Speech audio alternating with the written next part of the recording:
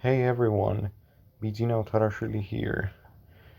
Today is the opportunity to tell you guys a story that came out since the Mimic, or maybe in 2023, Dittophobia.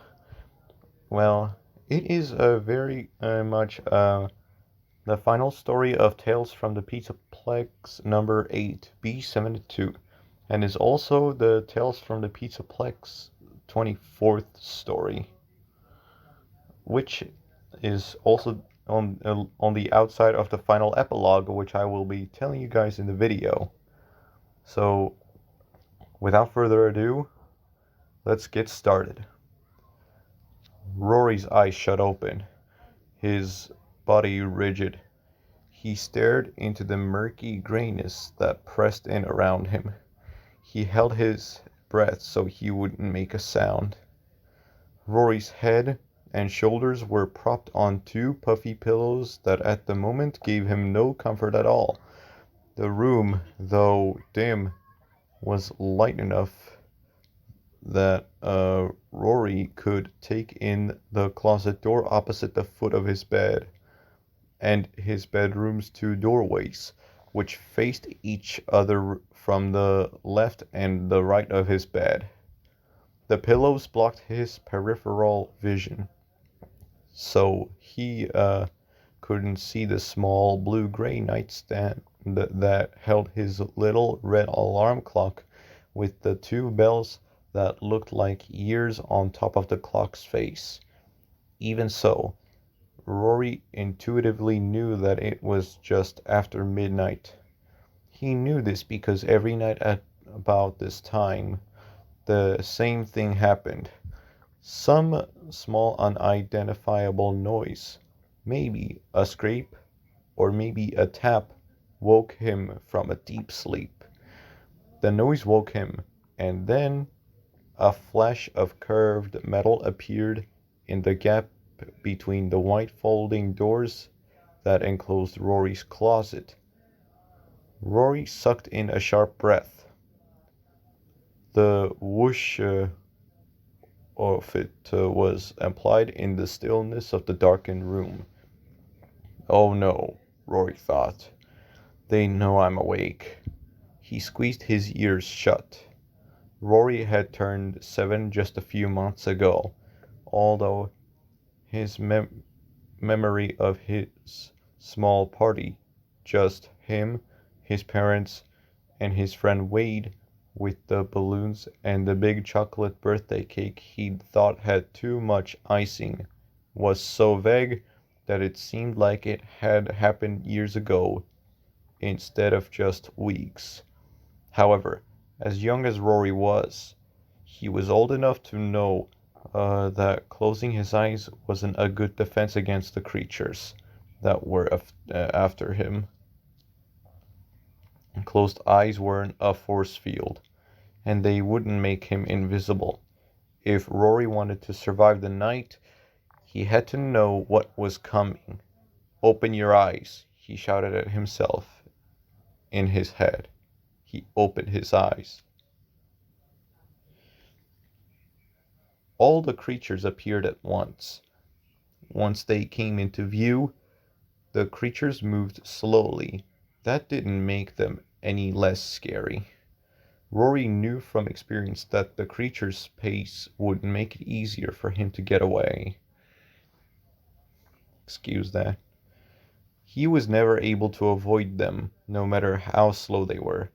Rory clutched his blankets and scooted up into a sitting position so that he could be poised to flee. But he didn't. Instead, he did what he always did when the monsters appeared. He froze and stared at them, while his heart thumped faster and faster in his chest and cold sweat beaded on his forehead. Rory didn't want to freeze. He wanted to spring from his bed and run, but for some reason, he couldn't. All he could ever do when he first saw the creatures was watch them.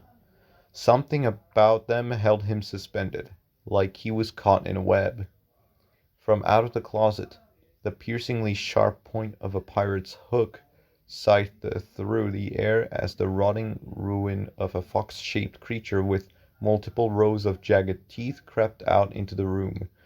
The fox's eyes shone stark white in the surrounding darkness. Those eyes were focused directly on Rory. Rory trembled. He tried, and failed, to keep himself from whimpering. The two more pairs of eyes appeared, one set each in the open gaps of the doors to the left and the right of the bed. And two more creatures were preparing to slink toward Rory's bed. Both doors opened wider. The creatures began to enter the room. The creature of the right was a decayed version of a yellow chick, its body so riddled with holes that only the barest hints of a small skeleton held it together, like the fox. It had a massive mouth full of spiky teeth. Its lower jaw was so separated from its upper one that Rory could see the blue-gray pattern of his room's wallpaper through the space. Clutched in the chick's massive hand with long razor-like nails was a bright pink cupcake with glowing white eyes and a smaller separated jaw full of serrated teeth. The cupcake riding in the chick's big hand was what entered the room first, slipping through the gloomy gap in the doorway that led to the right hallway outside Rory's room. The fact that the cupcake was a cupcake and had a smaller mouth made it no less terrifying. When the cupcake opened and closed its jaw, it made a snapping sound that raised goosebumps on Rory's skin. The creature coming from the left was similar to the other two in its decomposing awfulness and its pointy teeth and nails. The nails were the first thing Rory could see as the creature slowly slipped its hand past the edge of the door and stepped into the room. This creature was a monstrous distortion of a purple-blue bunny, complete with log-modeled bunny ears that rose above its oversized open-mouthed face. The fact that this monster was bunny-like made it the worst of the three for Rory because he loved bunnies. This monster showed him that even the best of things could be contorted and wrecked, twisted into something ugly and gross. The creatures made a clanking and burring sound when they walked, but they moved smoothly, almost like they were floating. They weren't floating, though. When the creatures were in motion, Rory's room shook. The walls rattled and Rory's bed vibrated. Or maybe his bed felt like it was vibrating because he was quivering. Although most of Rory was stone still, his teeth were chattering. As the creatures approached the bed, the puff, puff, puff of heavy breathing filled the room. The panting inhales and exhales, however, weren't coming from the creatures. Rory was the one making all that racket. The creatures, except for their clunking steps, made very little sound. Their movement created the faintest of chicks and whirs and the occasional creak. And somehow, the fact that they didn't barrel at Rory with loud roars or bellows made them all that more horrid. The near silence of their advance gave Rory too much time to imagine what they would do to him when they reached him. And they reached him. Rory felt his mattress shift. His gaze whipped to the left. The monster bunny was pressed against the foot of the bed. The bunny was leaning forward. He was reaching for Rory. Finally, Rory could move. It felt like he'd been released from a tractor beam. Rory launched himself out of the bed. On the right, squinting for the advancing chick. He was pretty sure he could scamper past it, and a mutilated brown bear with even larger teeth than those of the other creatures shot up from beneath Rory's bed and blocked his escape. The bear wore a black top hat and a black bow tie. Neither gentlemanly accessory made the bear any less gruesome. With a raspy rumble, the bear's mouth hinged wider and wider. It leaned toward Rory. Cold metal clamped around Rory's wrist. Hot pain pierced his skin. Rory screamed.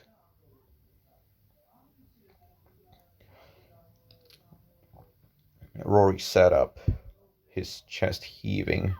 He gripped the edge of the quilt that lay atop his tangled sheets and blankets. Sweat trickled down his neck. His cotton pajamas clung to his skin. Rory's heartbeat sounded like a full drum set, pounding out an impossibly fast riff that filled the room. His eyes wide, Rory jerked his head left and right. The creatures were gone. So was the night. Through the shades covering the window high up above the head of Rory's bed, bright sunlight streamed into the room. Morning was there. The nightmare was over. Even if Rory had looked up toward the window, he knew he wouldn't see the sun. The window was well above any height he could reach, and it was covered with a shade that let in light but hid any potential view that might be seen by a very tall person.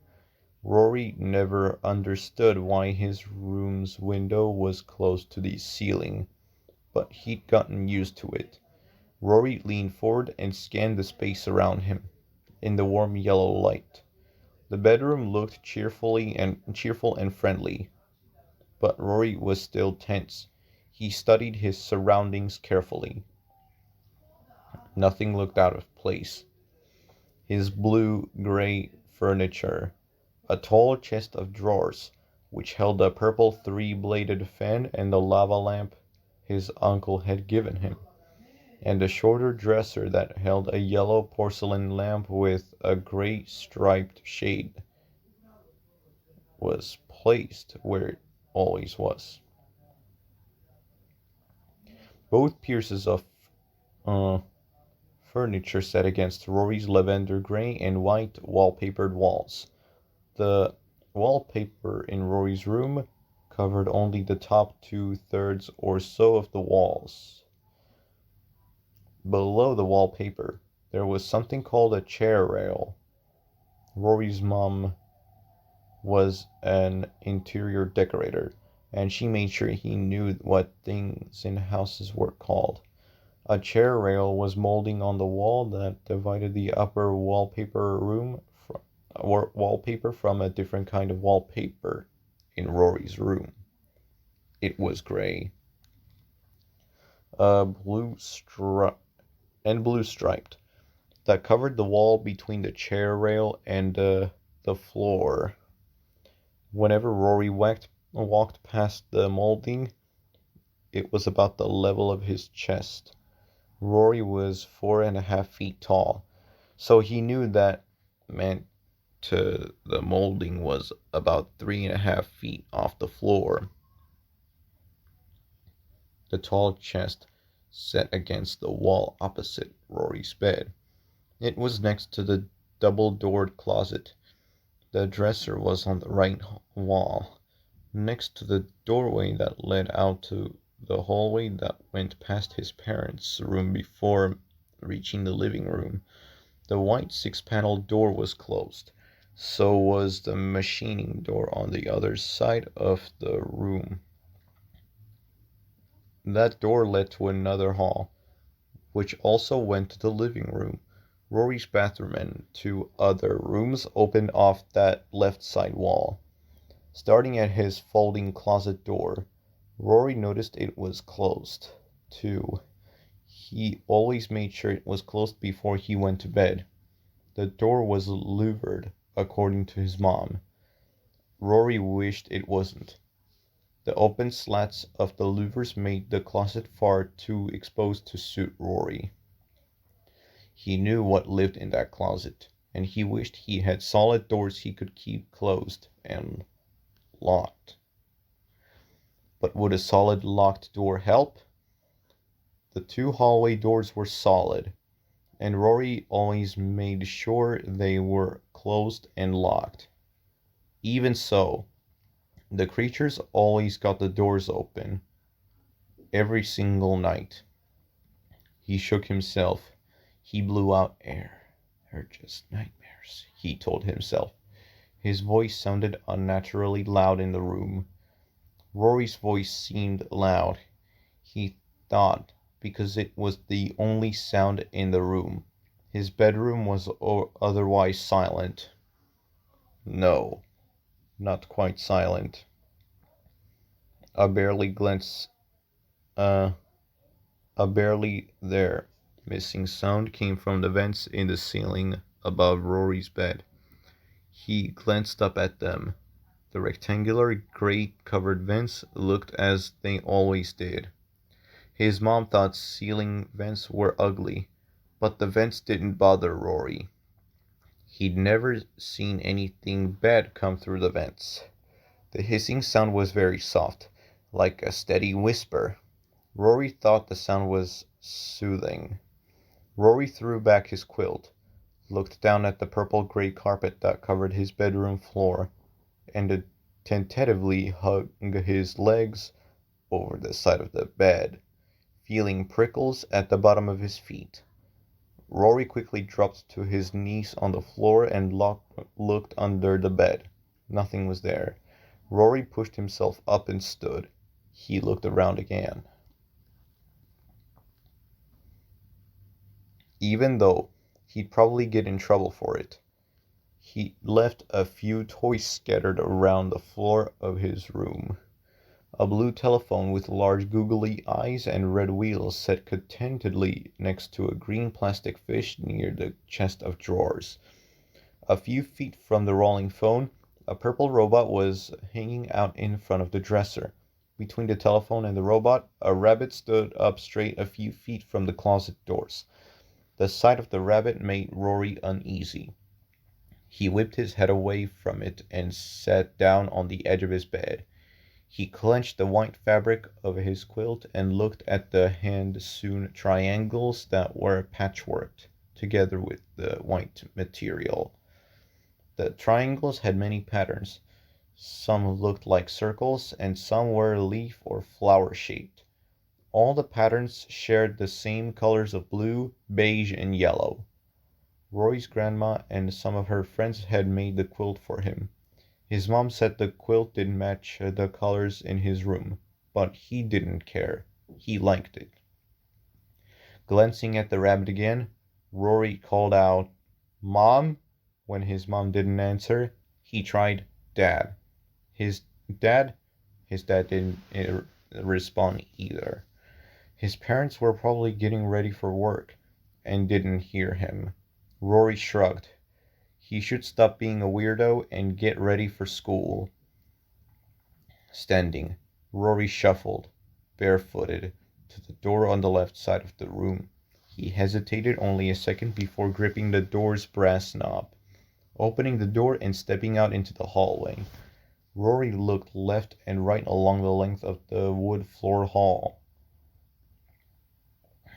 Like his room, the hall had the chair rail thing and two different wallpapers. The paper above the rail was kind of a burgundy orange with a fancy diamond-shaped pattern. The paper below was a dark grayish brown with splotches of lighter gray and sort of tree-ish shapes.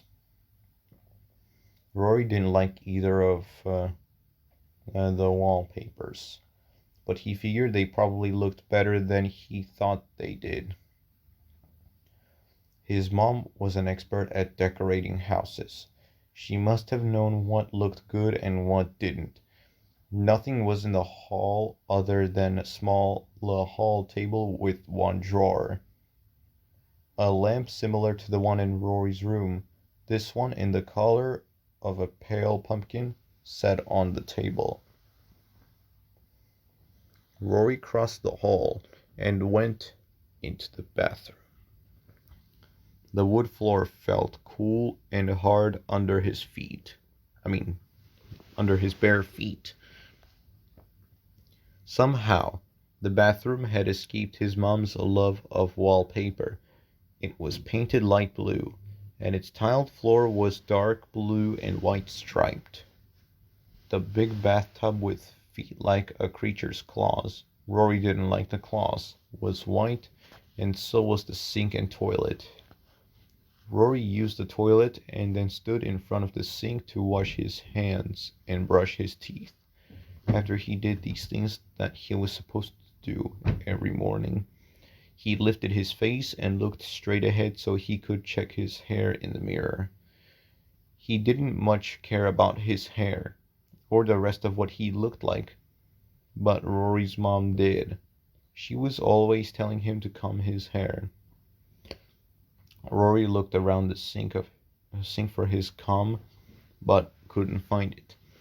He did his best to smooth his hair with his fingers, but it didn't want to lay down. The dark blondish waves. His mom said his hair looked like a hayfield on a rainy day, stuck out from his head in multiple directions. His hair stood out even farther than his big ears, which poked out from the sides of his narrow head. Wade once suggested that Rory file the tops of his ears into peaks so he could be an elf. Rory, though, thought that was really stupid, giving up on trying to get his hair under control. Rory bent over and sloshed water on his face, straightening again. He used the blue towel to wipe the water off the mass of freckles that covered his white cheekbones and the slightly pointy nose. Rory noticed the skin around the freckles was paler than usual. He also saw that the skin under his eyes was darker than the rest of his face. The whites around his greenish-brown eyes were streaked with spiderwebby red lines. He tried to smile to reassure himself that he didn't look as bad as he thought he did, but bearing all the small, white teeth in his wide mouth made his head and face look like a crazy jack-o'-lantern. He closed his mouth and left the bathroom. Returning to his bedroom, Rory shed his pajamas and put on jeans and a green t-shirt. Both the jeans and the t-shirt were baggy. Rory wasn't a big kid. He was smaller than most of the boys in his class. His mom, however, kept expecting him to start a growing spurt, so she bought him clothes that were too large. Rory hoped his mom was right. Rory's dad loved football, and Rory wanted to get big so he could play. Rory could remember tossing a football back and forth with his dad, but the memory was hazy. They hadn't done it in a long time. He stuffed his feet into socks and pulled on a pair of navy blue sneakers. Rory left his room again, this time through the door on the right. The hallway to the right of Rory's room was the same as the one on the left. His parents' room, a bedroom, and one other room opened off this hall. All three rooms' doors were closed. Rory tried calling out to his parents again, "Mom, Dad," once more. He got no answer. Rory walked down the hall. Because his sneakers had rubber bottoms, Rory's footballs on the wood floor weren't loud. His footsteps were a quiet shuffle tap. He could easily hear the other sounds in the house. He paused outside the bathroom door. Through the door, he could hear the sound of a running shower. "Mom!" he yelled out. She didn't respond, keeping his eyes closed so he wouldn't see anything he wasn't supposed to. Rory gripped the doorknob. He figured if he opened the door and yelled again, his mom would hear him. He took a deep breath, expecting to inhale the scent the scent of soap or shampoo coming from the bathroom. Rory was surprised when he smelled something sharper, something like medicine. He shrugged and shouted for his parents one more time. He still got no response. Whatever, he mumbled. His dad must have already gone to work. He went to work early a lot. His mom was probably thinking hard about some decorating project while she showered, and that was why she didn't hear him. She was always thinking about her work.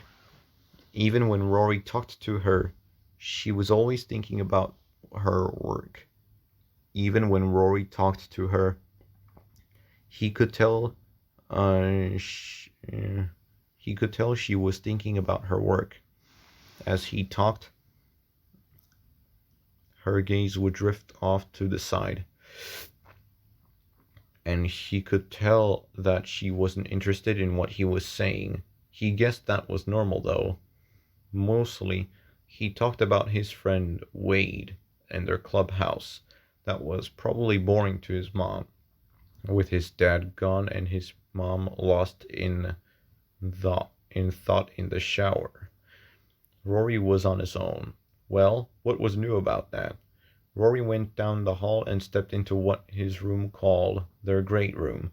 This part of the house was open concept. That meant that the living room and dining room were one big space. Off to the side of those areas, a big island with wood stools divided the large space from a kitchen filled with shiny appliances and white cabinets. Passing a long, rectangular, dark-colored wood dining table with six dark blue plush chairs. Rory went around the island and walked to the end of the kitchen.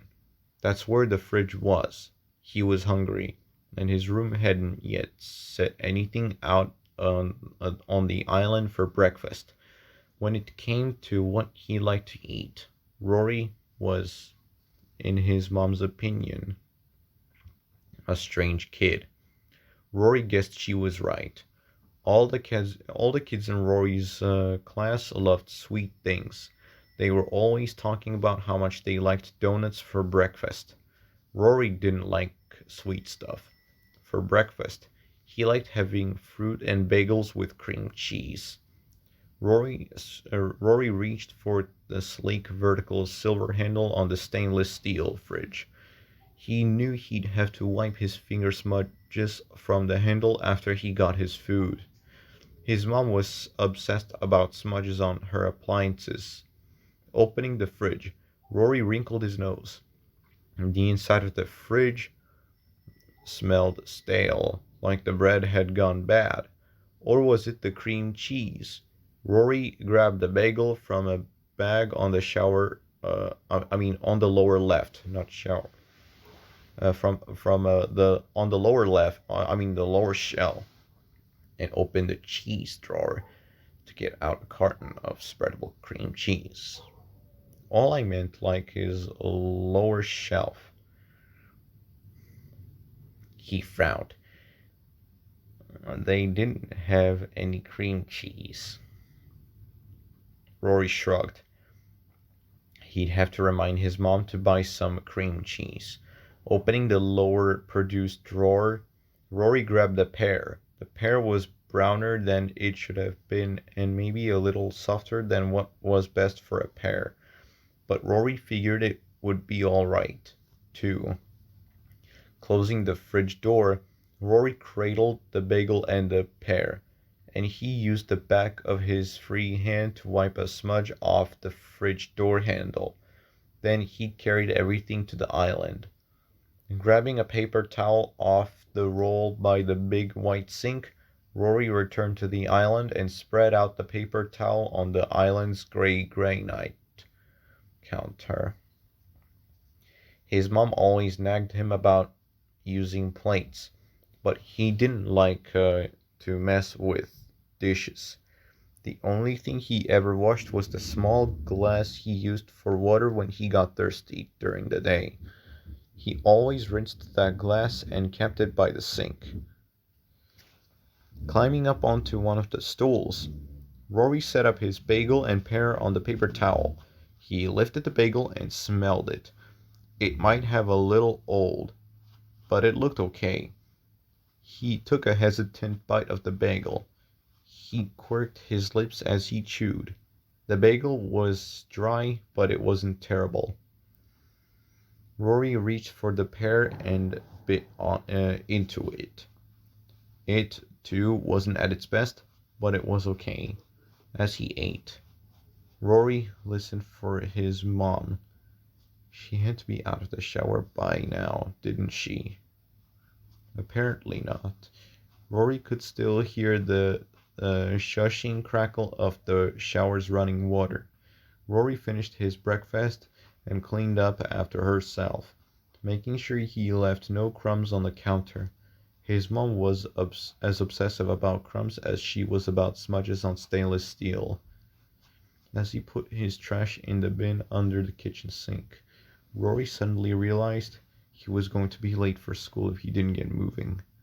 Hurrying out of the kitchen, Rory spotted his red backpack next to the end of the blue and white checked sofa in the living room part of the great room. Good thing he left his backpack there so he didn't have to take the time to go back to his room. Rory picked it up and slipped it over his shoulders. He hurried across the living room's wood floor toward He stopped. Where was the front door? Turning in a full circle, Rory frowned as he tried to find the door that would lead out of the house. For some reason, he couldn't. I remember where it was supposed to be. The living room, like most of the house, had two different wallpapers separated by another chair rail. The paper in here had vertical stripes of the bright blue and white above the rail. These colors matched the sofa and the rectangular rug under the oval coffee table in front of the sofa. Below the rail, wider vertical stripes of beige and cream colors matched his dad's recliner and a TV cabinet. A couple paintings and two groupings of family photos hung on the blue pad and white part of the walls. The rest of the walls were bare, but for a couple of windows covered with cloth shades. Shades were thin enough that daylight shone through them, but they were thick enough to make it impossible to see through to the outside. He didn't care about seeing through the windows, though. He wanted a door, not a window. Rory walked around the entire living room and the dining room area. As he did, his brain started getting a little mushy. With every step he took, he felt a little drowsier. By the time he had gone around the room twice, he felt like he was in a fog. Why couldn't he find his way out of his house? And where was his mom? Rory adjusted his backpack on his shoulders. He headed back down the hall toward his parents' bedroom, where when he reached the other room off the hall leading to his parents' room, Rory tried its door. Just as he couldn't remember where the door was in the great room, he couldn't remember what was in this room either. He wasn't going to find out now, though. The handle jiggled, but the door wouldn't open. It was locked. Rory walked on and paused in front of parents' room. The door. Rory walked on and paused in front of parents' door. From there, he could still hear the shower in the bathroom. Maybe his dad hadn't left for work. Oh, perhaps his dad had slept in or something. "Dad," Rory called out. "Are you there?" When his dad didn't answer him, Rory put his ear to the door. The painted wood felt smooth and cool against his ear. Rory's ear, however, didn't give him any information. He heard nothing. Knowing he shouldn't just barge into his parents' room, but wishing he could find his mom or dad, Rory gripped the door handle and tried to turn it.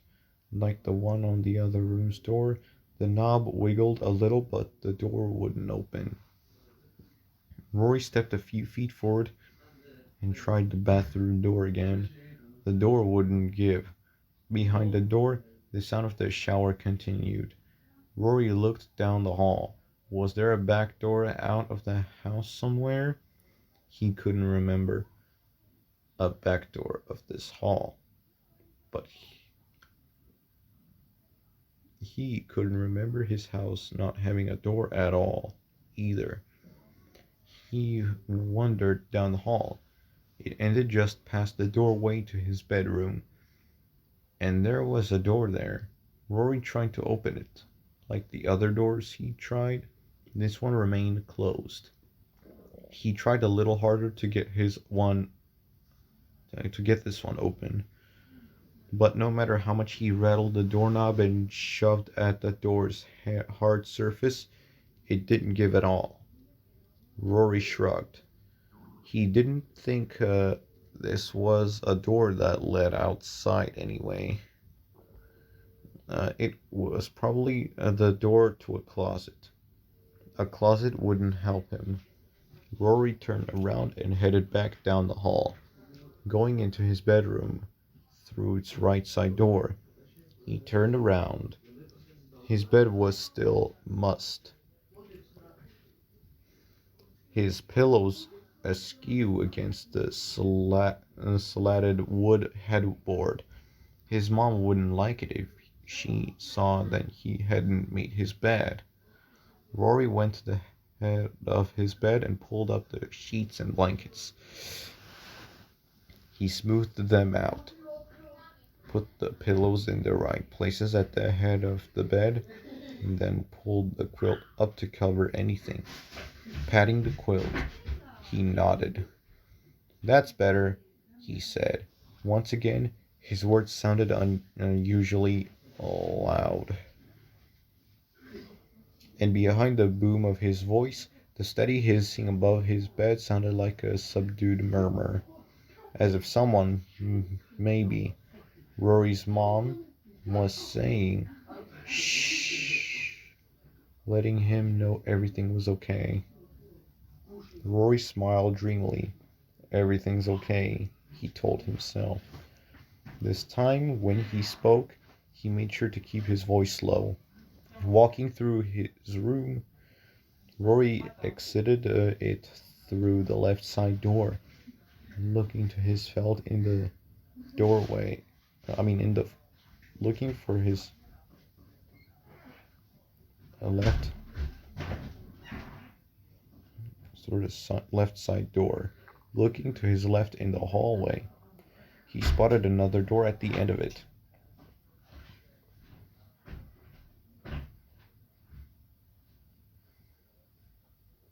Was that a back door that led outside? Rory took a couple steps to the door and tried to turn the knob. It was just like all the other knobs Rory had attempted to turn.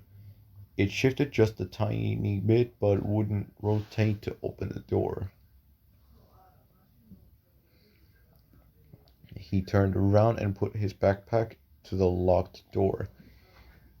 He went back down the hall toward the great room, although the bathroom door was open as Rory had left it earlier. The other two doors along this hall were closed. They were also locked. He moved on past them, and then he was back in the great room again. Rory stopped there near the dining room table. He shifted the weight of his backpack on his back. He felt like he was missing something. He had to have been. He should have been able to pick up his backpack and leave the house to go to school. That should have been a simple thing, shouldn't it? Not sure what else to do. Rory walked through the house again and again, feeling disoriented and a little loopy, like he was just on the edge of falling asleep, but not quite there yet. Rory paced through his house over and over. He was so caught up in his chest. Uh, I mean, in his not only, I mean, quest to find a door that he lost track of time.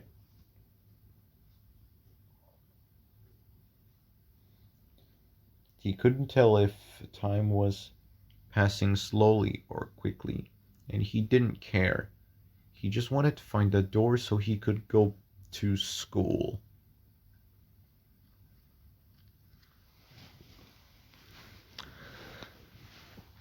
On a pass through the great room, Rory noticed that the room was darker than it had been the last time he'd walked through it. He glanced at the windows.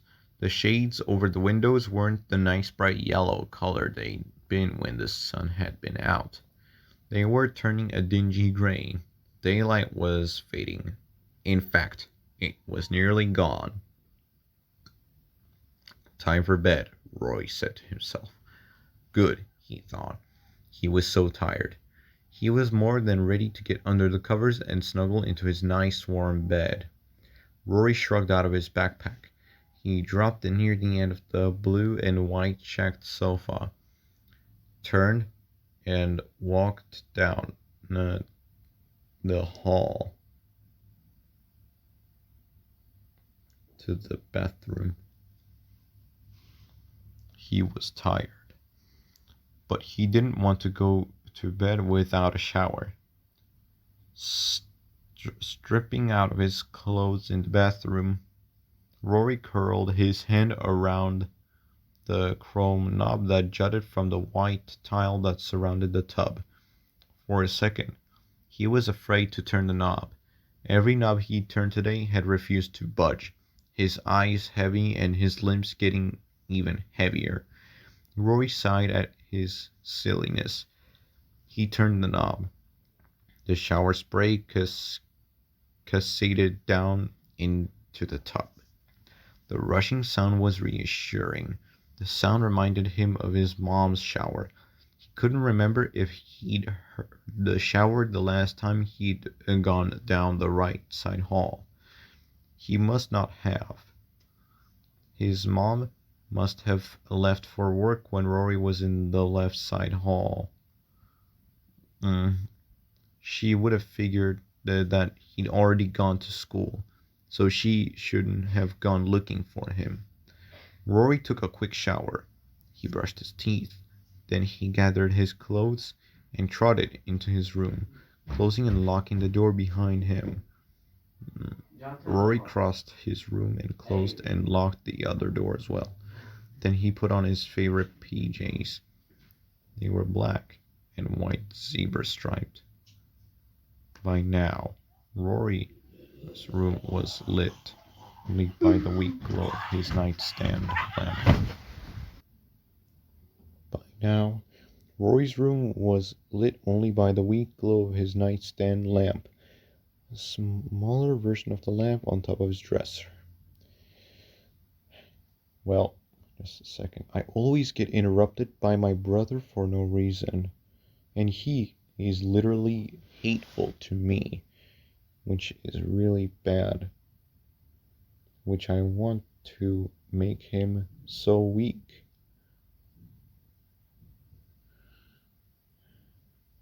Well, yeah, anyway, the little lamp threw a faint circle of light out around his bed. Beyond that circle, the rest of the room was in shadows. All the shapes that squatted in those shadows suddenly looked dangerous and threatening. Rory quickly went to his closet door. He tossed his clothes into a blue plastic laundry basket on the floor and then closed the door firmly. He scuttled into his He scuttled to his bed, threw back the quilt and other covers, and dove under them. He pulled the covers up to his chin and looked around the room.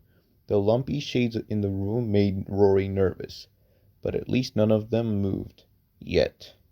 Rory risked slipping an arm from beneath his covers to turn off his bedside lamp.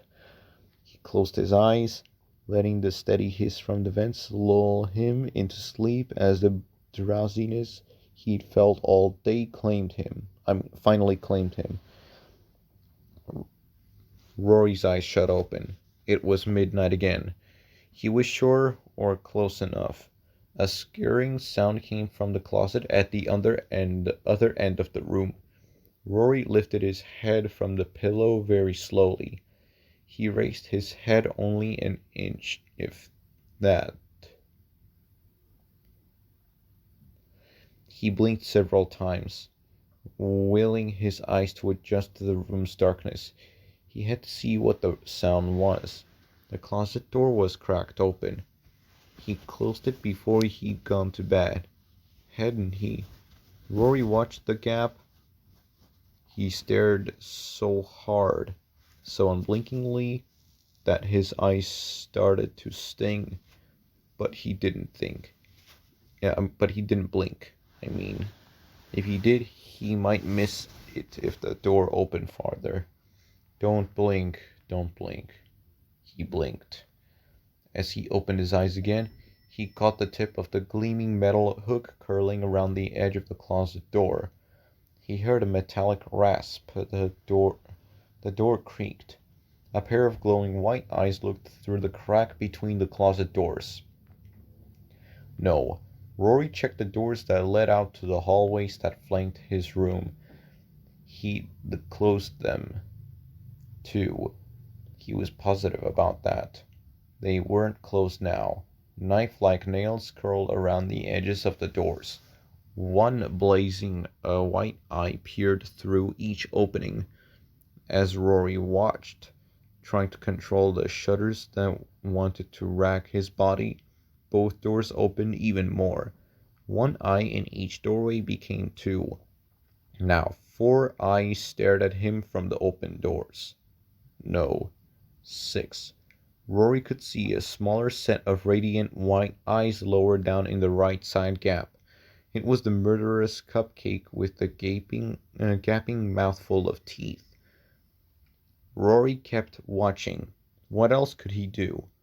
He couldn't move, even though he wanted to run more than anything. The closet door and the hall doors opened wider. The gigantic mouths full of shark-like teeth appeared.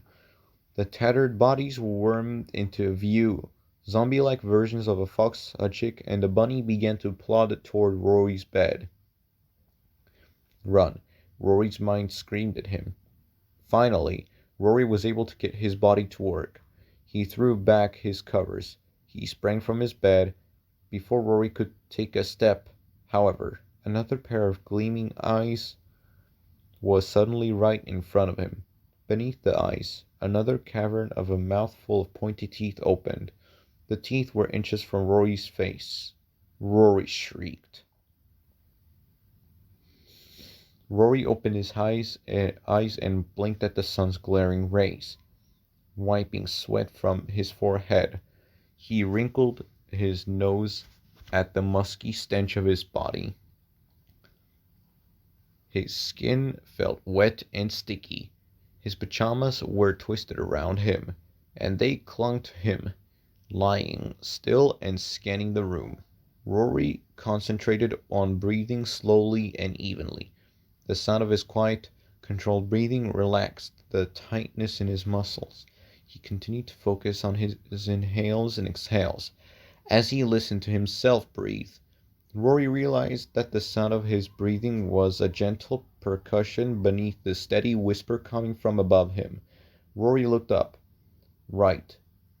The vents, their usual hiss comforted Rory. The night was over. All is well. Or was it?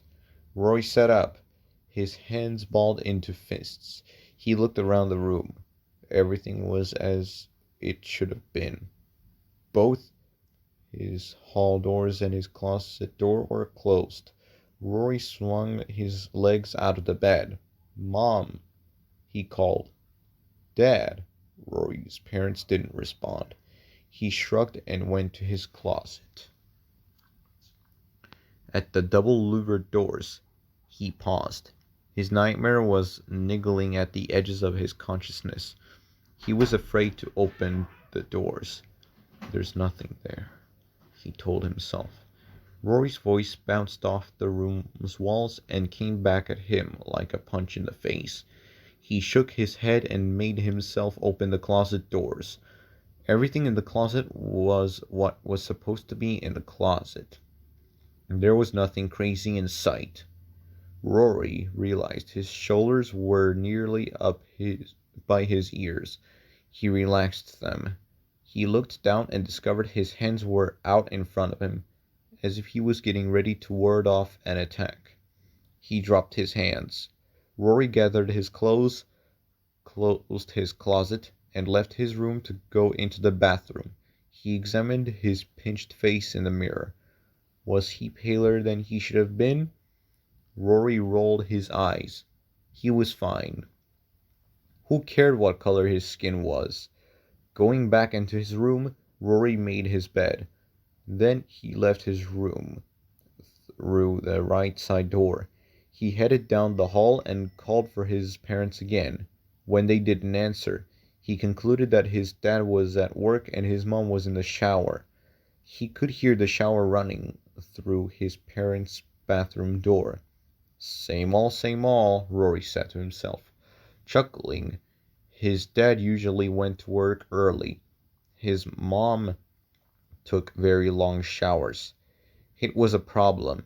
Rory was used to fending for himself, making his way down the hall, through the great room, and into the kitchen.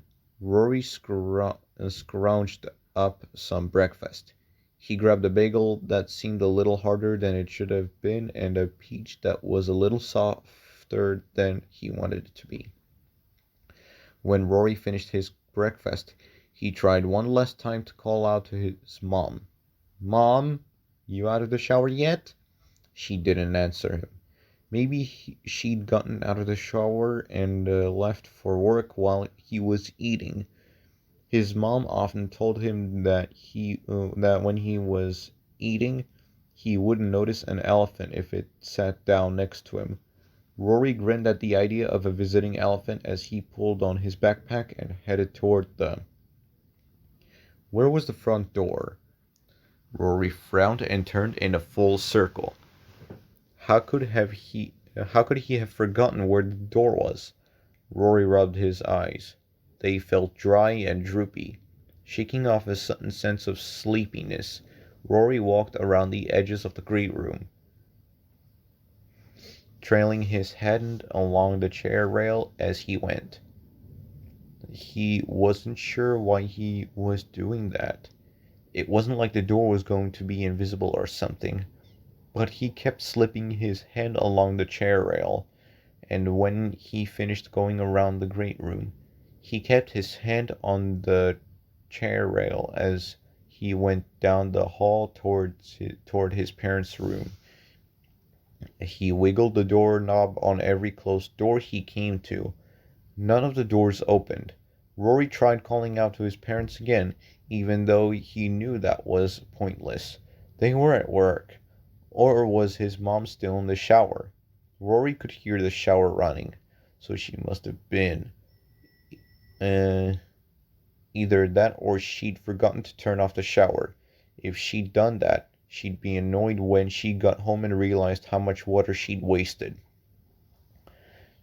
By the time the light shining through the shades in the great room began to fade, Rory wasn't sure how many times he'd gone through the house. A dozen? More? The whole time he traipsed through the house, he had a powerful sense that something was getting past him. There was something he should have noticed, something he should have done differently, but he didn't know what it was. When the house began to fill with puddles of darkness, Rory got ready for bed, making sure he closed his closet door and the doors to the hallways. He got into bed. By then, Rory was so tired that he could barely stay awake long enough to turn off his lamp. Once he switched it off, Rory pulled up the covers and closed his eyes. He was asleep immediately. Rory's eyes shut open. The creatures came at midnight. Like always, they somehow got to the doors open. They skulked into the room. They closed in around Rory's bed. White eyes, saw-toothed mouths, decomposing bodies, clankety clank. Rory tried to get away. That's when the fourth creature appeared. The bear with the top hat drew itself up to loom over Rory as if arising from a grave under Rory's bed. Mouth opening impossibly wide, the bear aimed its teeth at Rory's head. Rory's cry jolted him awake. As soon as his eyes opened, Rory was blinded by the sun. He didn't, however, close his eyes against it. He was grateful for the brightness. It was what made it possible for him to look around the room and assure himself that nothing was in his room besides what was supposed to be there. He was alone. He was safe. Rory called for his mom and dad, but they didn't answer.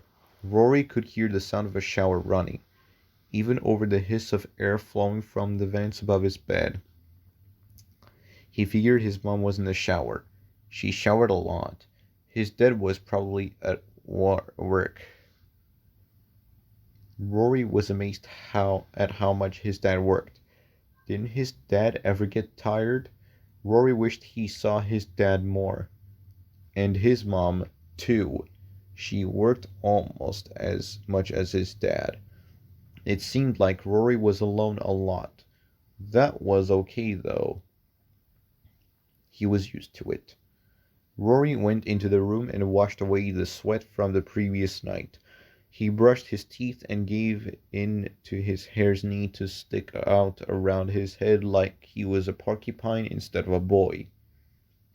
After he dressed, Rory went into the kitchen to get some breakfast.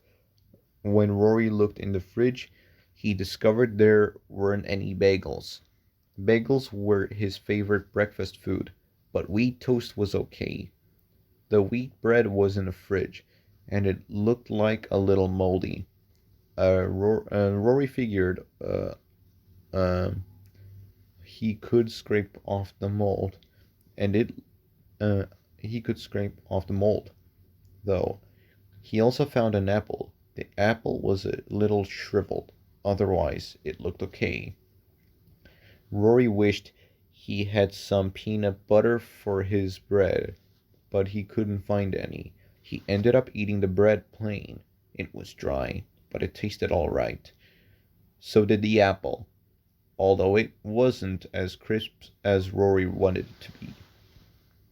As soon as he was done with breakfast, Rory knew he was going to be late for school if he didn't hurry. Rushing through the great room, he snatched up his backpack from the floor by the sofa. Slipping it onto his back, he started toward the... Where was the front door? Rory frowned and looked around. He saw the usual furniture and wallpaper and the windows with the shades that let in the light but didn't let Rory see outside. He didn't, however, see a door. Where'd the door go? Feeling fuzzy, like he'd stayed up too late, Rory began making his way through the house, looking for the door. A couple times he called out to his mom in case she was still there. She never answered. She had to have gone to work, either while Rory had been in the bathroom or while he'd been concentrating on getting his breakfast. When Rory had been a little younger, his mom had taken him to school, but now he walked on his own. His mom was so often focused on her work that she felt without remembering to say goodbye to him. Rory made a circuit through the house. When he couldn't find the door, the only thing he could think to do was take another pass through the house. So he started over and went down the hall toward his parents' room again. Halfway down the hall, Rory stopped. He listened carefully. Rory was familiar with the normal noises in his house. He was used to hearing a hiss from the vents and the hum of the refrigerator's motor. Because his mom took so many showers that were really long, he well knew the sound of continually running water too. No, now though, Rory could hear something else. It surprised him. It was a noise he'd never heard before in his house. The noise was a knocking sound and it was coming from inside one of the walls. Which one? Rory couldn't tell. The knocking sound wasn't a knocking like a person would do. There wasn't some like a trapped fairy or something in the walls, although the idea of that made Rory smile. No, the knocking Rory heard was like the clunking sound an engine might make if it was having trouble running. It was like a heavy chugging sound wrapped in a sharp thunk. Rory was just starting to learn about cars, so he didn't know a lot about engines. From what little he knew, though, he thought what he was hearing sounded like an engine's pistons misfiring. The bangs in the wall sounded like an engine about to fail. Rory walked along the hallway, his ear to the wall. He listened and he thought about what he was hearing. He couldn't make sense of it. Why would there be an engine in the walls? The sound stopped just as abruptly as it had started. When it stopped, though, everything stopped. Well, almost everything. The hissing stopped. The sound of the shower stopped. The only thing that continued was the refrigerator's hum. Other than that, the house went silent. The only other sound besides the refrigerator that Rory could hear was that of his own breathing and his own footsteps. Rory stood still and listened. Nope, nothing else. That's weird, Rory said. He didn't care much about it, though. He was so tired. He could barely keep his eyes open. The last time he'd been in the great room, the sun had no longer been shining through the shades anyway. It was time for bed. Rory went into the bathroom and showered. Then he went to his room, closed all his doors, and got into bed. He was asleep as soon as he turned out his light. Rory's eyes shut open. He squinted into the sun's perky yellow rays. He watched little specks of dust dance in the stream of light that slanted down over his bed, and he stretched his arms above his bed. He felt great. Rory dropped his arms back to his sides and took in a big breath of air. He wiggled his legs and flexed his toes. He felt different from how he usually lived in the morning. Why? The answer came quickly. No nightmares. Rory hadn't dreamed at all. He'd slept peacefully through the night. The creatures hadn't come. Rory frowned. No, it wasn't just that. It was something else, too. Rory sat up and looked around his room. He gasped. What had happened to his room? Although the room Rory was in was still clearly his room, with its blue-gray furniture and lavender-gray and white wallpaper and white doors and purple-gray carpet and scattering of toys.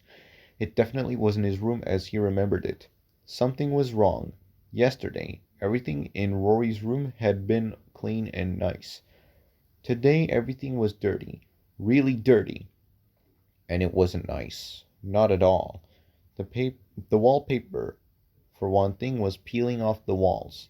The white strips of the wallpaper above the chair rail were drooping down over it. The strips were crusty, and the backside of them were yellow. The wallpaper below the chair rail was peeling off the wall, too. Some of it had fallen onto the carpet. The carpet was in awful shape as well. It was filthy. A thick coating of dust looked like a layer of fuzz. The fuzz was disturbed by a jumble of footprints. Rory leaned forward and all I meant is, and stared at the prints. Sometimes I always can't autocorrect. Anyway, they were big, even bigger than his large feet. Had the creatures left the prints? Rory's gaze flitted to the closet door. He frowned. One of the closet doors was sagging off its hinges. The other one was bent. Both closet doors were covered with dust. Rory looked left and right at the other two doors. They were dingy and dusty, too, but they were closed. Realizing that he needed to pee, Rory had to set aside the mystery of what happened to his room. He reached down to push his quilt back. Rory's hands froze. He looked at the quilt. It was no longer there. It was no longer white. It was so dirty it was almost brown. The material of the quilt was thin, too, and the triangular patches were coming apart from one another. Well, Rory would worry about that later. He needed to get into the bathroom. Rory swung his legs over the over the side of the bed. Once again, he froze. Rory stared down at his bare legs. Where were his pajamas? And why were his legs so long and furry? Where did the hair come from? Panicked, Rory shouted, "Mom!" The sound of Rory's voice nearly made him fall off the bed. Mom came out in a deep tone that sounded more like his dad's voice than his own. What had happened to Rory? Rory's mom didn't answer, and Rory's need for the toilet was now more important than anything. Rory pushed off the bed and stood. He now towered over the bed. Rory's stomach flipped over as he ran toward the door to the hallway. His breathing came out in rapid bursts as he grabbed the doorknob. That's when he saw his hand. His hand was at least twice the size he remembered it being. The knob disappeared beneath his broad palm and his long fingers. Big hand or not, though, Rory still needed to pee. He flung the door open and dashed across the hall to the bathroom. Even as he made a beeline for the toilet, he noticed that the chair rail was now below his waist level instead of near his chest. Rory was practically hyperventilating by the time he flushed the toilet. He was almost afraid to turn toward the mirror, but he had to. Rory stepped up to the sink and looked into the mirror. His mouth dropped open and his eyes widened. The image in the mirror gaped back at him. Both Rory and the guy in the mirror opened their mouths wider and screamed, "Mom!" Neither Rory nor the guy in the mirror received a reply, so they kept staring at each other. Was the guy in the mirror as in a way of Rory as Rory was of the guy in the mirror? Rory leaned forward. So did the guy in the mirror. The last time Rory remembered looking in the mirror, wasn't that just yesterday? He looked into the brownish-green eyes of a skinny boy. The boy, Rory remembered, had a narrow face with freckles and short, spiky hair. The eyes that looked back at Rory now were the same eyes Rory remembered. The ears jutting out from the sides of the narrow head were familiar too. The rest of the face, however, was foreign to him.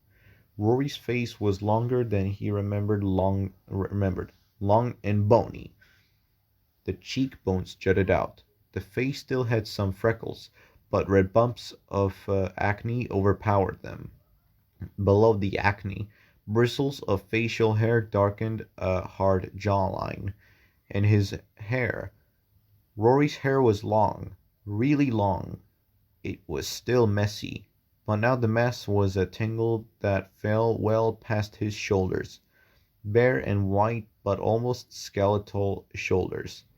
Below the shoulders, a thin spray of dark blonde hair covered a skinny chest. Rory knew himself as a 7-year-old kid, but what he was seeing in the mirror was more like a 17-year-old teenager. How had he jumped ahead 10 years? He suddenly remembered the fairy tale about Rip Van Winkle, who had gone to sleep and slept for 20 years. Had Rory done something like that? But how? Rory was so freaked out by what was going on that he wanted to run from the bathroom, turning away from the mirror. Rory shouted again, "Mom!" His mom didn't answer. Rory looked at his down at his bare body. He shivered and looked around wildly, as if the bathroom could help him figure out what happened to him. A closer look at the bathroom, however, just made the mystery worse. The bathroom was a mess. The sink, toilet, and tub all had rusty-looking stains, and the tiled floor was scuffed and scummy. The paint peeled from the walls. The bathroom looked like one you'd find in a haunted house. Why? Whatever was going on, Rory didn't want to face it without clothes. So Rory threw open the bathroom door and quickly sprinted from the bathroom back into his bedroom. Yanking back the broken closet door, he reached for his clothes. The clothes, however, weren't what Rory needed. For one thing, they were dirty and wrinkled and worn. For another, they were way too small. These were the clothes Rory remembered wearing when he was his 7-year-old self. How would they fit this new big version of him? Rory nearly tore his closet apart trying to find something reasonable to put on. Eventually, he managed to find a pair of black and white zebra striped pajama bottoms that he was able to squirm into. The hems of the legs hit him at knee level, and the waistband was really tight, but he could live with it. It was better than going around without pants on. The only shirt he could find that wasn't so small that it ripped when he tried to put it on was a bright red one. It fit him like it was painted onto his skin, and its hem landed just below his ribs. So his belly was bare. Again, though, it was better than nothing. The pajamas, bottoms, and the shirt didn't smell very good. They kind of stank, actually. They reeked of old sweat. They were a little stiff, too. But what other choice did Rory have? He wasn't going to wander around without any clothes on. Without expecting much, Rory looked for socks and shoes that fit. He found socks that he was able to stretch over his feet, but the shoe situation was hopeless. He'd have to stick with socks for now. Maybe if he could find his mom, they could go out and shop for some new clothes. The paper in the wall was falling off the wall in long, curling strips that drooped onto the wood floor. The floor was thick with dust that was scuffed by large footprints. Rory realized now that those footprints must have been his own. They were the same size as his feet. Had he been walking in his sleep? The hallway floor was weird, too. It wasn't the wood floor he remembered. Part of the door was like that. Part of the floor was like that floor, but running down the middle of it was a set of metal tracks embedded in the wood, like streetcar tracks. Rory had seen those once when his parents had taken him to a big city that had cool streetcars that went up and down steep hills. But why were these metal rails in his house? What were they for? Rory followed the tracks down the hall to the great room and found more of the same decay. The furniture was grimy and all the plush cushions were flattened. There was more peeling wallpaper in here, and the shades that covered the windows were yellowed and limp. as if they could barely manage to cling to their brackets. Rory looked down toward the kitchen. He chewed on his lower lip. There was no way his mom would have let her kitchen get into this state. Not only was it covered in dust, but crumbs were also everywhere. A trail of ants was marching out of the cabinet under the sink. Rory wrinkled his nose. The kitchen smelled awful, too. Was it spoiled food? No, he didn't think so. The air smelled more like the way his grandma's attic had smelled when she'd had a leak in her roof. The thought of spoiled food made Rory's chest tighten. What if he had slept for 10 years? Would there be any food left for him? Rory hurried to the fridge. His feet stirred up dust bunnies as he went. They fluttered over the floor and settled under the edge of the kitchen's lower cabinets, marred by too many smudges to count. The refrigerator handle rattled in Rory's grasp as he pulled on it. The fridge door opened, and Rory gawked at its interior. What in the world? Rory remembered the refrigerator as being filled with plastic shelving and drawers. Juices were on the top shelf. Stuff like ketchup and mustard were on the door. Plastic containers of leftovers were on the middle shelves. Cheese and meats were in the cheese drawer. Veggies and fruits were in the two produce drawers at the bottom of the fridge. That, however, wasn't what Rory was seeing now. The inside of the fridge didn't look like the inside of a fridge. It looked more like a dispenser with rows of food similar to the ones Rory had seen in vending machines. He leaned forward and looked at the small yellow wrappers that contained something about the size of a fun-sized candy bar. The packages looked old. Their edges were a little ratty and the labels had faded. Curious, Rory plucked out one of the packages. He opened it. Without much enthusiasm, Rory lifted a crunchy-looking tin wafer from the packaging. He held it to his nose. It smelled sort of like vanilla, but not really. Rory's stomach growled. He was hungry, so he figured whatever this was, it was better than going without food. He put the wafer against his tongue. It didn't taste like much, but it didn't taste bad either. He put the wafer in his mouth and chewed it. Dry and brittle. The wafer disintegrated on his tongue. Rory made a face and managed to swallow the flaky wafer. He quickly went to the sink and turned on the tap. When clear water ran from the faucet, Rory exhaled in relief. For a second, he'd been afraid that icky water would come out. Or worse, no water at all.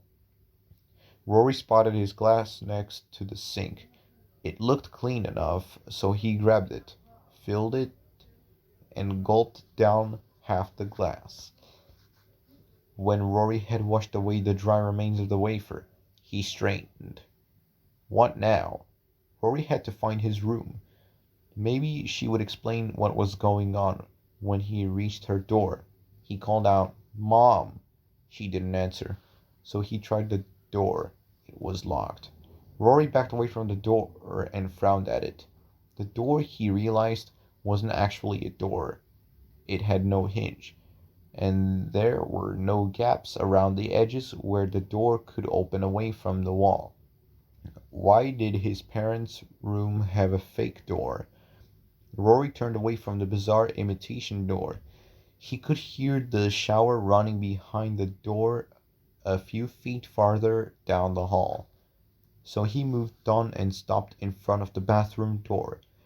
His mom had to be in the shower. She didn't tell him what was going on. When Rory reached the bathroom door, though, he discovered that it was not a real door. Rory put his ear to the slab of wood that was masquerading as a door. Why was he standing? Why was he hearing a shower? Cocking his head, Rory noticed that the running water sound was not coming from the other side of the fake door as he assumed it was. The sound was coming from above the door. Rory stepped back and looked up. He screwed up his face as he started at a rectangular black speaker set high on the wall. The shower sound came from that speaker. Rory opened his mouth to call for his mom again, but he abruptly clamped his lips together. If the doors weren't real and the shower wasn't real, was his mom real? His legs a little shaky and his heart pounding. Rory turned to continue on the same metal tracks set into the wood floor. Rory followed the tracks and he saw that they split into two sets by his bedroom door. One set of tracks veered toward his room. The other set ran on to the end of the hall. This second set disappeared underneath another door. Was that one real? Rory ignored the questionable door and followed the metal tracks into his room. There, he saw the tracks continued. They were set into the carpet. Why hadn't he seen that earlier? He'd probably been too baffled by everything else to notice the floor. Now, though, he followed the tracks. They led up to his bed. Rory scanned the rest of the carpet in his room. Another set of tracks ran from the closet to the bed, and another set ran from the other side of the bed to the doorway leading to the left side hall. Rory went around the bed and followed the tracks on the left side of the room out into the hall. There, he turned left and followed another set of tracks to a door at the end of the hall. Examining the door, Rory decided that this one was real. It had hinges and cracks around the edges of its dirty, white painted surface. Rory grasped the door's knob and turned it. At first, the door didn't budge, but Rory was determined to get it open, so he took hold of the knob with both hands and yanked. The door popped open. Rory jerked back so quickly that he stumbled. His heart began beating fast and hard. Its thrumming filled his ears. Rory started to turn to run, but before he completed, fill his ears. Rory started to turn to run, but before he completed the turn, he realized that he wasn't seeing what he thought he was seeing. He suddenly understood no reason to run. Rory took a deep breath. He faced what was in the closet. Looking back at him from the shadows of a small, dusty enclosure, the decrepit purple-blue bunny that was a major player in Rory's ongoing nightmares gazed dark-eyed and still straight ahead. The bunny was as Rory remembered it from his night terrors. It had tattered fur torn apart so horribly that Rory could see completely through the gaping holes in the bunny's torso. The bunny had deadly-looking teeth and claws, but those teeth and claws were rigid and unmoving now. Rory took a step forward. He leaned in and examined the metal that he could see through the ratty fur. Rory was so surprised by what he was seeing that he had to clutch the door frame to keep himself upright. He goggled at what stood before him. Rory's nightmare creature was nothing more than a spooky, life-size figurine. It was a costume hung on a flimsy metallic skeleton. It couldn't move on its own. It was transported into Rory's room on rails. It was just a mechanical trick. Rory clenched his fists. He slammed the door in the phony creature's face, and he turned to strike back into his room. There, Rory marched into his closet. He investigated the back of it. and he quickly found the fox version of the creatures that terrorized him at night. Rory stumped out of the closet and went to his bed. Dropping to his knees, he found a flap in the carpet. Under the carpet was a trapdoor. Beneath the trapdoor, he saw the horrific bear that always blocked his escape from the creatures. It, too, was nothing more than an oversized puppet, his head starting to pound. Rory left his room via the door on the right, and followed the hallway's tracks to the door at the end of the hall. There, he found the disintegrating chick and its cupcake. It was all fake, every bit of it. But why? Rory tore through the house to find out what else wasn't real. It didn't take long to discover that the rest of the locked doors weren't actual doors. The doors that opened were his bedroom doors and the doors that enclosed the nightmare creatures. Rory walked through the house once more, studying the dirty floors. He looked for more trapdoors, but he didn't find any. He returned to the kitchen, unable to let go of a hunch he had about the refrigerator. Although stocked with the dry wafers, the dispenser had to be refilled from somewhere. Rory flung open the refrigerator door. He glared at the dispenser and its rows of wafers in yellow wrappers. He grabbed the little packages, threw them over his shoulder, and stripped the dispenser completely. It was attached to the fridge sides by metal clips. It just took a sharp tug for the dispenser to groan and twang and let go of the clips. Rory fell back and barely kept his balance.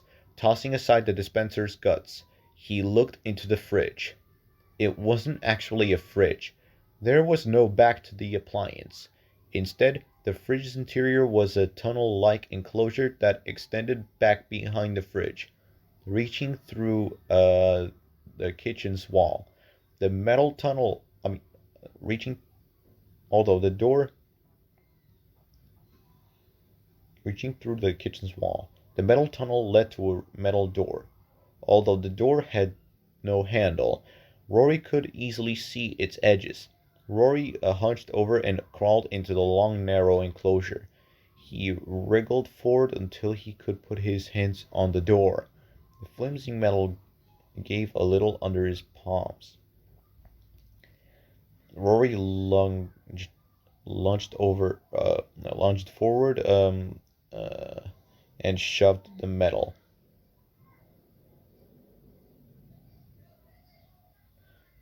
The door popped loose with a clatter. He clambered forward and looked through the opening. Nothing but blackness looked back at him. But that was better than a pair of glowing eyes. Not willing to dive head first into a space he couldn't see, Rory backed out of the passage. His room kept a flashing in a kitchen drawer. Didn't she? His mom kept a flashlight in a kitchen drawer, didn't she? Rory pulled out the lever, and yes, sure enough, there was a flashlight. Flipping it on, he crawled back into the fridge and shone his light through the opening.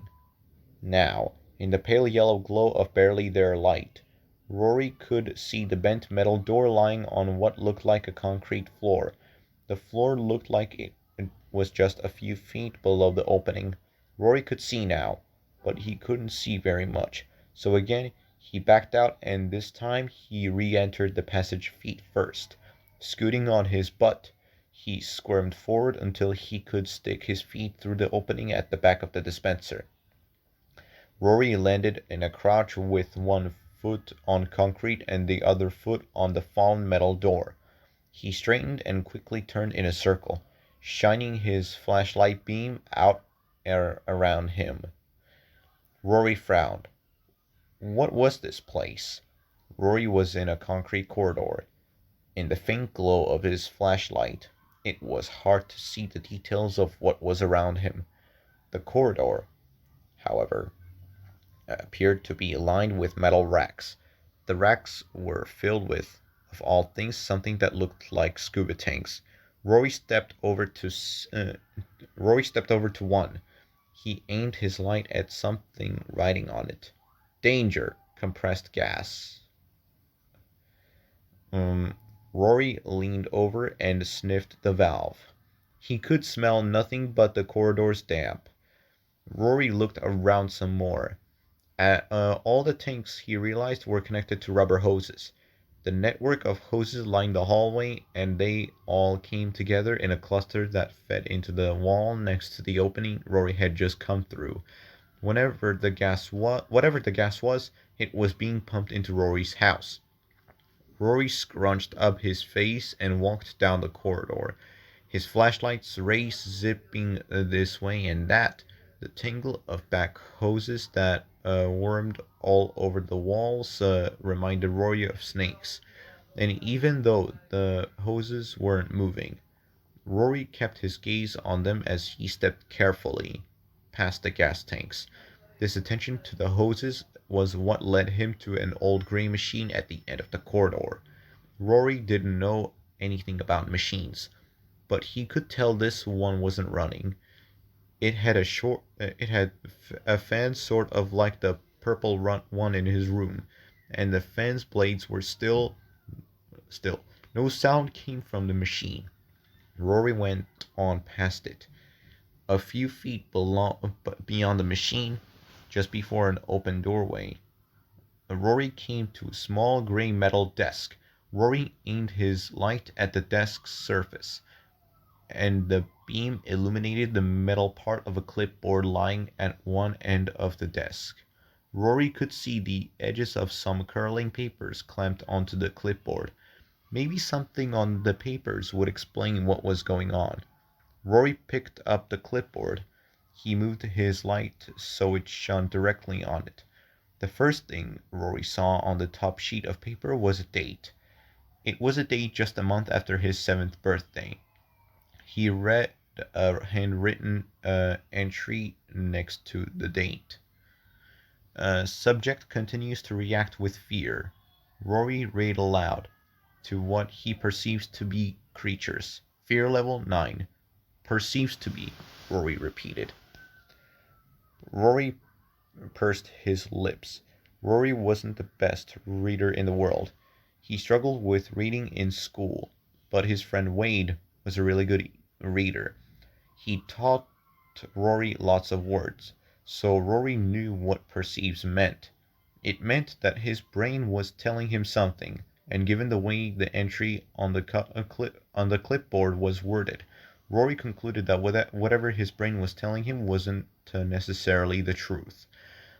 Rory read as fast as he could. He flipped through the pages on the clipboard, because most of the entries were short, and nearly all of them were the same or similar. It didn't take Rory long to figure out what he was looking at. When Rory reached the bottom page on the clipboard, he flipped back to the top one. He looked at the date again. Rory dropped the clipboard and began searching the rest of the desktop and the desk's drawers. He didn't find any other papers. A straight-backed a black metal chair sat in front of the desk. Rory, too shocked to continue standing, dropped onto it. He stared at the clipboard. Then he turned and aimed his light back down the corridor at the rows of gas tanks. Finally, he shifted the light to the machine that wasn't running. Tears filled Rory's eyes. At the same time, his face heated up. He clenched his teeth. It was all fake. Everything he thought he knew about his life was a lie. Did I ever have the life I thought I was living? Rory wondered. Although his memories were fuzzy, Rory had clear images in his head of his mom and his dad. He could remember talking with them and doing things with them. The same was true of school and his friend Wade. In Rory's mind, the house he'd woke up in that morning was his house, although the house in his memories was clean and new and tidy. But none of the images in Rory's head were real. Nothing in Rory's life was real.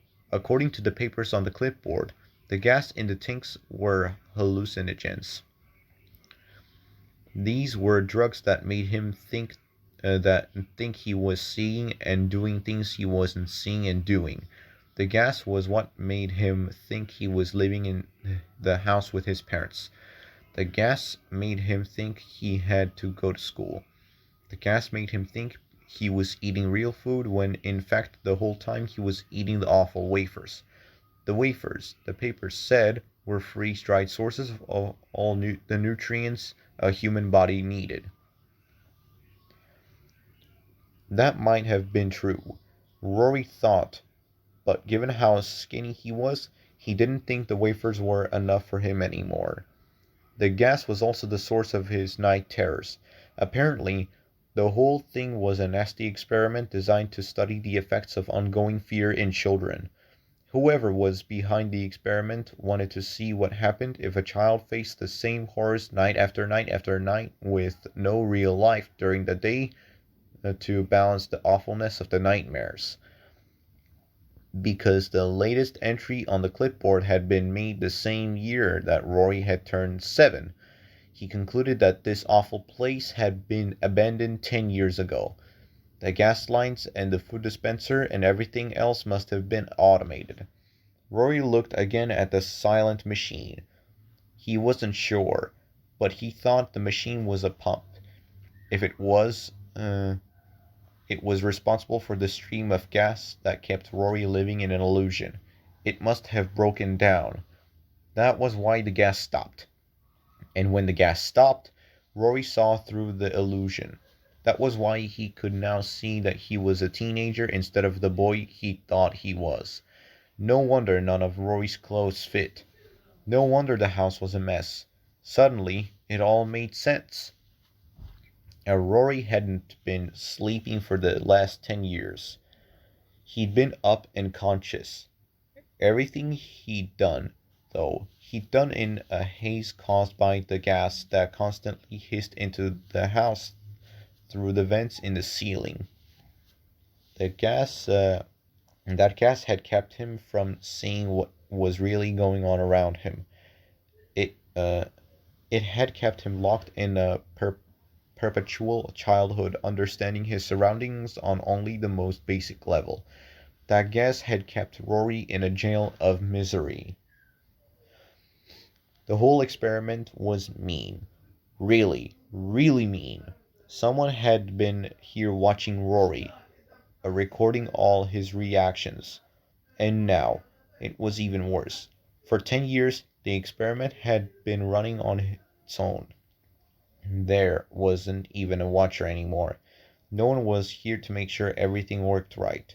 No one made sure Rory was cared for. He returned his attention to the machine. What if it restarted?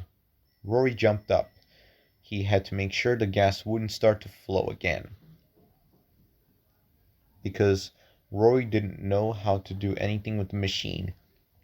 He figured the best thing for him to do was make sure the machine wasn't connected to anything. If it wasn't hooked up to a hose, it couldn't move the gas. That makes sense, he thought. Rory hurried over to the machine. Without much trouble, he found where a giant black rubber hose was clamped to one side of the machine. The mega hose led to the smaller ones that snaked across the walls and led to all the gas tanks. This giant hose had to be the one that moved gas through a system that fed into the house. Rory peered at the clamp. A screw held the clamp in place. Scanning the area around the machine, Rory spotted an open, scarred green metal toolbox. Rummaging in it, he came up with a screwdriver, awkwardly because he wasn't yet used to having such large hands. Rory managed to unscrew the clamp. He removed it and pulled the black hose away from the machine. It came loose with a squelching snick. Okay, Rory was right about the machine. It couldn't move the gas even if it started again. What now? Rory asked himself. The answer to that question was easy. Rory had to get out of this place. If he could get out, he could find someone who could help him find his real home. If he actually had one. Well, even if he didn't have a home, any place had to be better than where he was. Rory pointed his light through a narrow doorway just beyond the metal desk. That was his only option now, so he stepped through it and found himself in another corridor. Although this one wasn't lined with gas tanks or rubber hoses. It still had snakes running all over the walls. These snakes were made of metal and they looked like electrical lines or maybe water pipes. Rory really couldn't tell. This corridor was dirtier than the last one. The corridor's pale gray walls were covered with streaks of grease, and the lines and pipes had woolly layers of dust. It smelled like a mechanic's shop. Rory could remember being in one when he'd gone with his dad to take the family van to the shop. Or did he really remember that? Rory, what the? Um,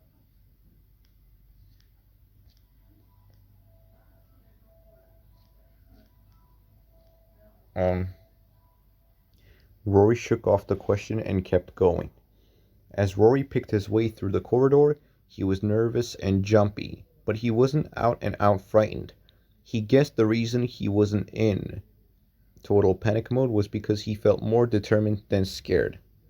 Yeah, exploring a dark and creepy place by himself wasn't any fun, but Rory knew it had to be done. He was angry, and that anger was keeping him going. He didn't think he'd find any people either. Obviously, whoever had worked here, watching Rory be scared all the time, was no longer here. He wished they were. He'd like to give them a piece of his mind. When the corridor that Rory was connected up with another one that led both left and right, Rory shrugged and went right. One direction was as good as any other at this point. Rory had no way of knowing where he'd find a way out. Because the concrete place had no windows, Rory couldn't tell how much time passed as he explored. Time lost its remaining as he moved along, his head turning left and right constantly. Okay, so maybe he was a little more scared than he wanted to admit. The rooms were disturbing. One as obviously some kind of observation station. It had stained glass walls that looked out at a darkness Rory couldn't see into. Above one of the glass walls, there was a panel of unlit colored lights, even though the lights weren't on. Rory could see that the four lights were different colors, one blue, one green, one pink, and one yellow. On an adjacent glass wall, a poster of a wild-looking girl with red pigtails had the word "Celebrate" printed across the top. A darkened control panel was under the glass wall with the lights. A ward of upright gas tanks lined the wall to the right of it. A series of fans were on the wall on the other side of it. What was beyond the glass walls? Suddenly, suddenly afraid of what might have been lurking in that darkness, Rory ducked down below the level of the glass. He tried to reassure himself as he crouched there. It was probably just the setting of some other mean experiment. He flicked his flashlight beam toward the poster again. The pigtailed girl's wide-mounted grin was much too toothly to be friendly. Rory quickly walked out of the room and moved on. Not long after he found the observation room, Rory entered a room that looked like a big dance floor with a stage. On the stage, a metal ballerina was frozen in place with her arms above her head. She wore a purple metal skirt, the stiff kind that stuck out from her waist. Why is this here? Rory wondered as he stared at the as he stared at the ballerina. He shone his light around and didn't see any kind of control panel or observation booth. Uh, he did, however, see a doorway on the far side of the dance floor. Was it an exit? His way out? Rory practically ran across the big dance floor.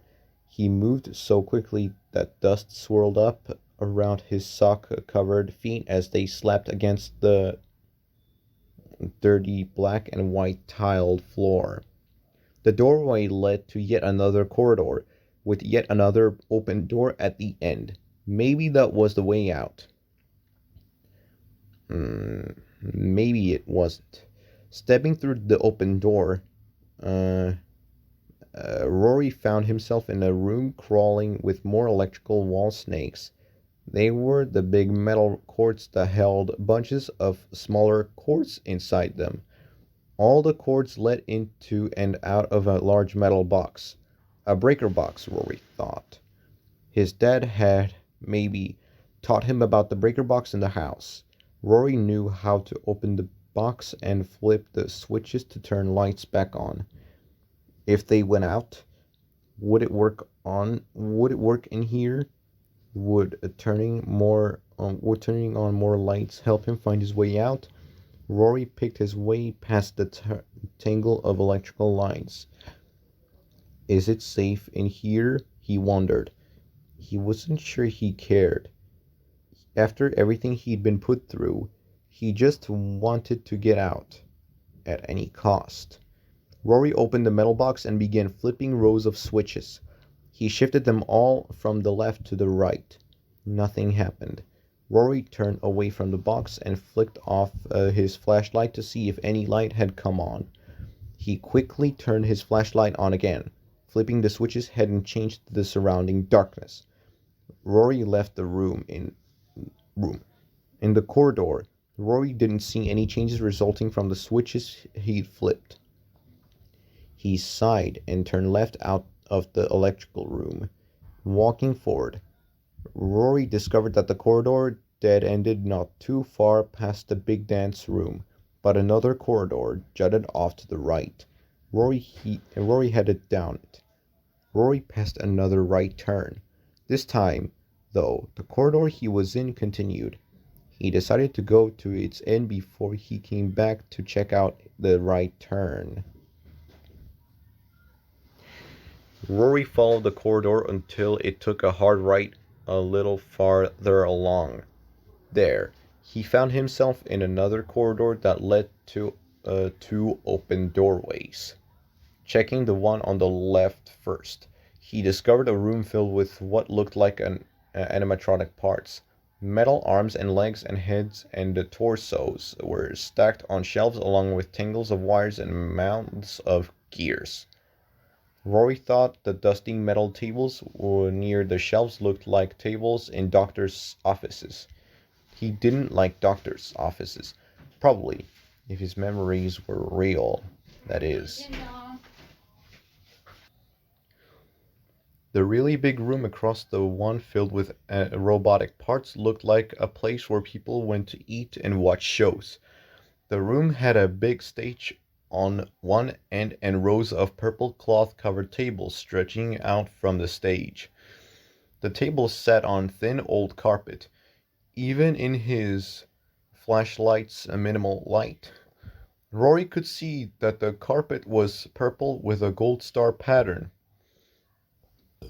Even with the flashlight, it was difficult to see how much else in the high-ceilinged room. It was difficult to see much else in the high-ceilinged room, but Rory spotted a faded sign over the stage that read "Fun Time Auditorium." Deflated balloons were scattered over the tables and the carpeted floor. In the shadows of a corner not far away from the doorway leading out of the room, the cracked and dusty shell of an animatronic pirate fox lay crumpled against the wall. When he spotted it, Rory let out a little yelp. The fox looked a lot like Rory's nightmare fox. This fox, though, wasn't as torn up as the nightmare fox. The black eyes were unfocused, but Rory still avoided looking at them. He hurried out of the auditorium, fighting the urge to shut the door behind him for safety's sake.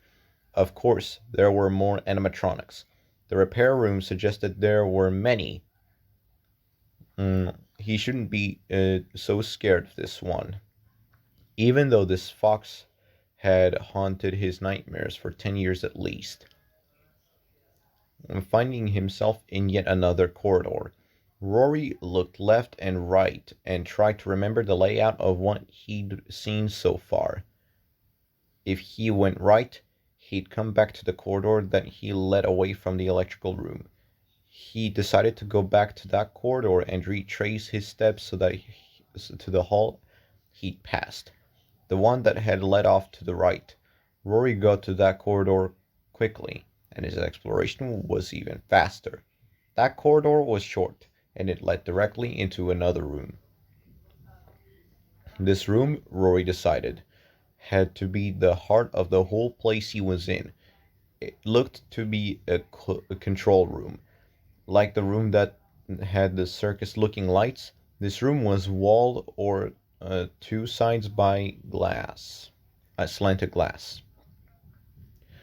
This was obviously another observation station. He didn't know what he'd been observed, and he didn't care. He didn't care about the big, currently non-functioning fan on the end wall, between the glass walls, either. The weird clown faces on the wall near the fan and the puppet masks on the stands atop two cabinets of metal drawers under the fan didn't interest him. Either. He thought the clowns were super eerie, but they were just plastic faces. What got Rory's attention as soon as he entered the room were the metal drawers. There were 6 of them. Three in each of the room cabinets that flanked the massive fan. Rory rushed over to the cabinets. Maybe he'd find something in the drawers to help him get the heck out of here. For the next several minutes, Rory yanked open drawers and pawed through jangles of tools and masses of paper. At first, he didn't find anything helpful. In the 4th drawer, though, he found blueprints to what was labeled Underground Testing Facility. So that's where he was. He was underground. Even the sunshine in Rory's house hadn't been real. No wonder he'd never been able to raise the shades and look outside. Rory spread out the blueprints and leaned over them. Because Rory's mom was an interior designer, or at least he thought she was, Rory had seen architectural blueprints before. He wasn't great at picking out their details. Picking out all their details, but he could get the general layout of a place from them. Rory studied these, and he quickly found what he was looking for: a way out. Beyond this control room, down a short hallway, there was an elevator that had to lead back up to the real world. Excited, Rory trotted out of the control room and weaved his way around it to find the little corridor that led to the elevator. In minutes, he reached a circular metal room with a grated floor and a massive ceiling fan overhead. The ceiling fan wasn't moving, and the range of Rory's flashlight wasn't long enough for Rory to see what was under the grated door. But what he could see, straight ahead of him, was a set of big, smooth stainless steel elevator doors. Rory rushed forward. As he did, he noticed that this room didn't have the musty smell that the rest of the corridors and rooms had. It smelled fresher. That was a good sign, he thought. Going deeper into the room, Rory passed another network of metal electrical lines and 2 posters. One poster had the image of the red pigtailed girl that Rory had seen before, and the other had an image of the ballerina he'd found on the stage in the big dance room. Rory barely glanced at the posters. He zeroed in on a small square control panel to the right of the elevator. Above a keypad, a big red button promised his freedom. Rory reached the button. His fingers tingling in anticipation, he pushed it. Nothing happened. Rory stared at the elevator doors. Was it one of those silent elevators? Could it have been working and just didn't hear it? Rory waited. His heart rate picked up. His palms began to sweat. He waited some more. Still, nothing happened. Rory hit the red button again. It didn't even click. Leaning toward the control panel, Rory randomly punched buttons. He did this for a full minute. Yet again, nothing happened. Rory exhaled heavily. He shone his light into the darkness. Oh, right. Of course the elevator didn't work. No lights, no power. Rory groaned in disappointment. He'd been sure he'd found the way out. How could he get the elevator working? Rory pounded on the red button. But he knew he was acting like the 7-year-old he hadn't been for 10 years.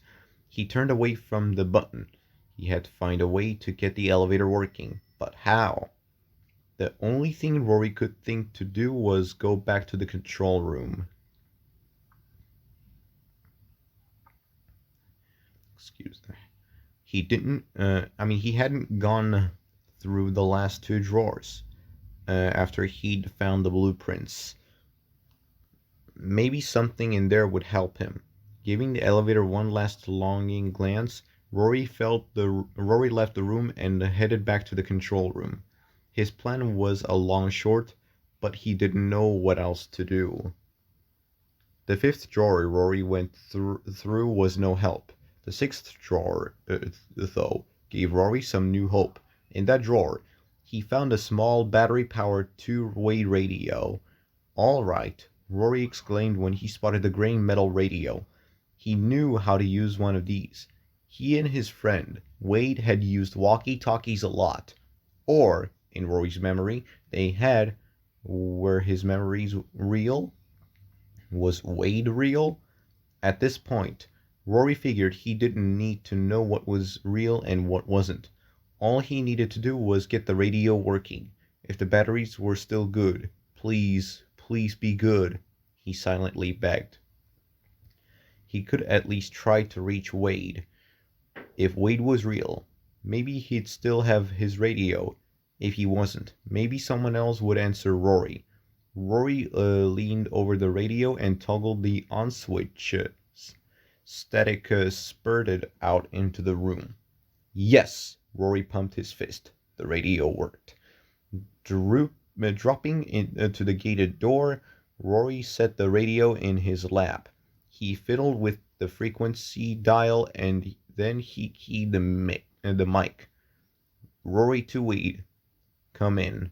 Wade, over. He said into the mic. Static crackled. Rory tried again. Wade, this is Rory. Do you read? Over. More static. Then Rory heard a couple blurps of garbled voices. After another ear-jabbing stream of crackling, Rory heard what sounded like a roar there. Rory tweaked the radio's settings. This is Rory. Who's here? Over.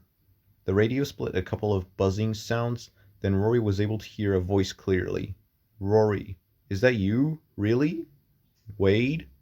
Yeah, dude. Wade shouted. Where are you? You're real? Rory asked. Huh? Wade's laugh came through the radio's speaker. Sure, I'm real. How about you? It's been 10 years. Where have you been? Rory clutched the mic so hard that the plastic dug into his palm. Where should he start? Before Rory could even try to explain what happened to him, Wade started talking again. I'm glad I kept this old walkie-talkie, Wade said. I was so going to toss it a few years ago when Dad got me a new radio, but I guess I'm sentimental or something. I couldn't bring myself to throw it away. I, I it reminded me of you, and getting rid of it felt like it'd be throwing away our friendship. I never expected to see you. I never uh, expected to ever use the thing again.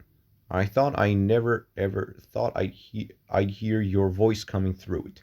That's for sure. Wade's whoop came through the radio speaker. Your mom and dad are going to flip out when they find out you're alive.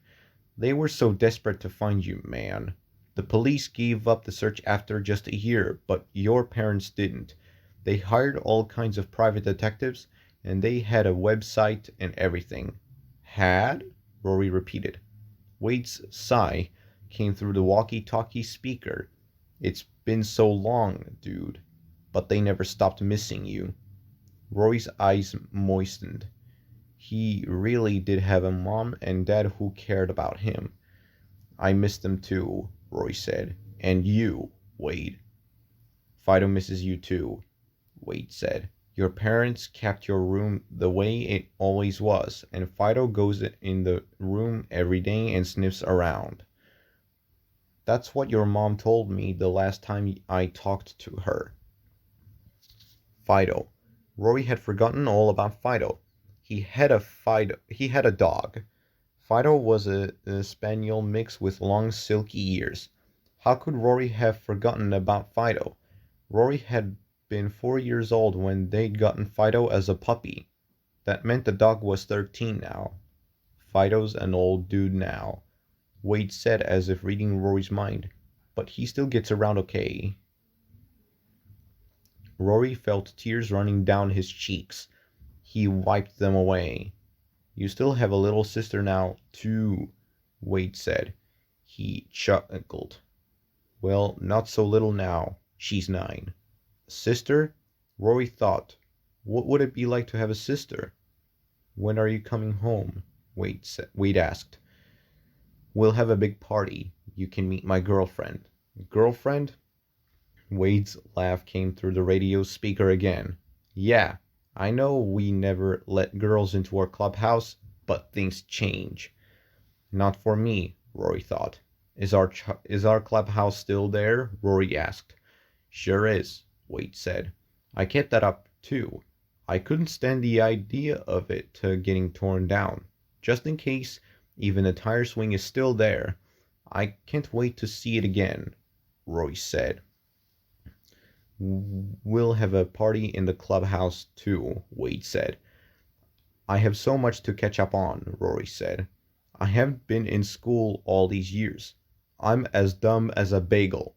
Rory remembered that Wade had always told him that bagels were a dumb breakfast food. Wade laughed loudly. That's pretty dumb, he said. He must have remembered their banter about what was good for breakfast. Can't wait to see you again, Rory said.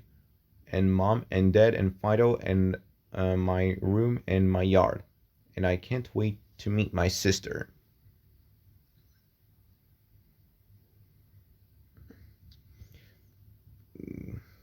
Rory's head was filling with images of everything he'd forgotten he had and things he didn't know what he had. He could see himself pushing his sister on the tire swing.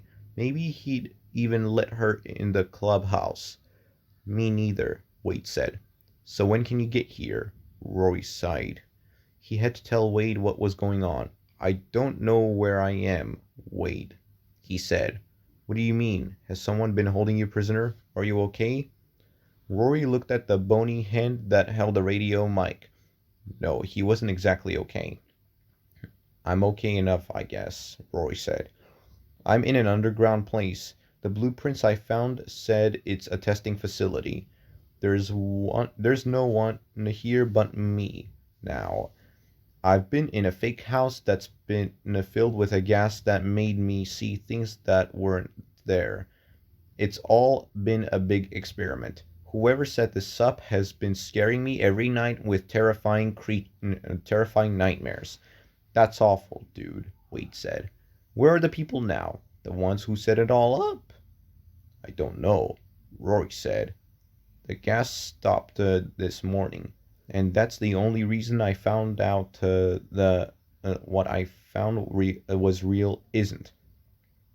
The last thing I remember was that I was still 7 years old. It totally weirded me out this morning when I saw the way I looked. Whoa, Wade said. That's heavy. I can't even imagine.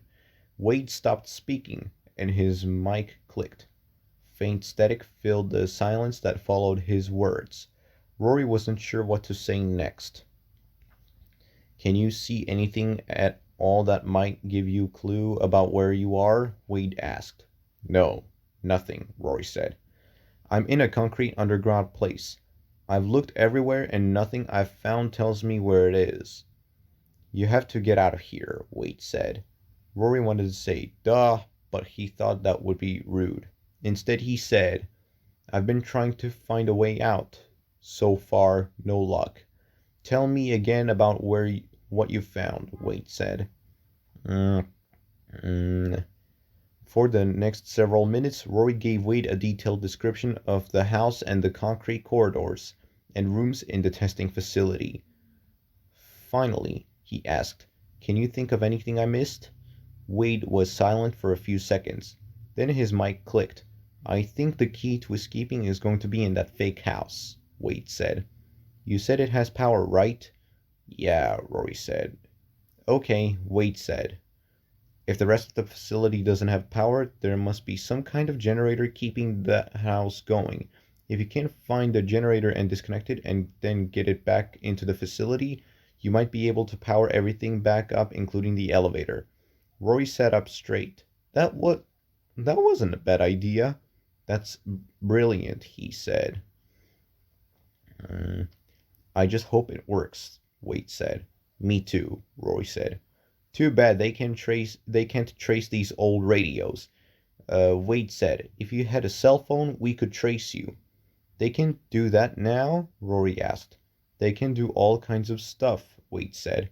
As soon as we stop talking, I'll call the police and tell them everything you told me. Maybe they can figure out a way to find you. Rory felt a little shiver of excitement at that idea. Then the excitement fizzled. How in the world could the police find an underground facility when they didn't even have a clue about where to look? No, Rory was going to have to get himself out of here. I'll do what you suggested, Rory said, just in case the police can't help. Good idea. For several seconds, uh, for several seconds, they were both quiet. Then Wade said, I wish there was something else I could do for you. Rory did too, but he said, You've done a lot just by being there, and by giving me an idea of what to do. He took a breath and squeezed the mic. Now, I'd better go do it. I don't know how long I've been wandering around the facility. At night, fake night that is, the house gets... Rory stopped. He was thinking about the nightmare creatures. Shaking off a shiver, he said. I need to find a generator soon. Yeah, you better get going, Wade said. Okay, Rory said. Let me know how it goes, Wade said. I'll be there. Thanks, I will. They said awkward goodbyes. Rory turned off the radio. Rory had kept his fear in control when he'd been in the concrete corridors, but as soon as he crawled back into the fake house, his fear turned big and ugly and made him want to curl up in a ball and cry. The great room shades were dark. Real or not, the sun was down. What time was it? Rory wasn't sure. It might be close to midnight. That's when the hidden creatures were going to come to life. Rory needed to find a generator and get out of the house before that happened, even though it made no sense. Rory was still terrified of the creatures, knowing they were nothing but motorized mannequins. Didn't take away his terror. He guessed that after so many years, the dread was too much a part of him to go away that quickly. Rory stood next to the kitchen island and thought hard. The refrigerator hummed softly as he tried to figure out how to go about finding the generator. The hum helped him think. He liked the steady purr. Without that sound, that without without that sound, the house would have been way too silent.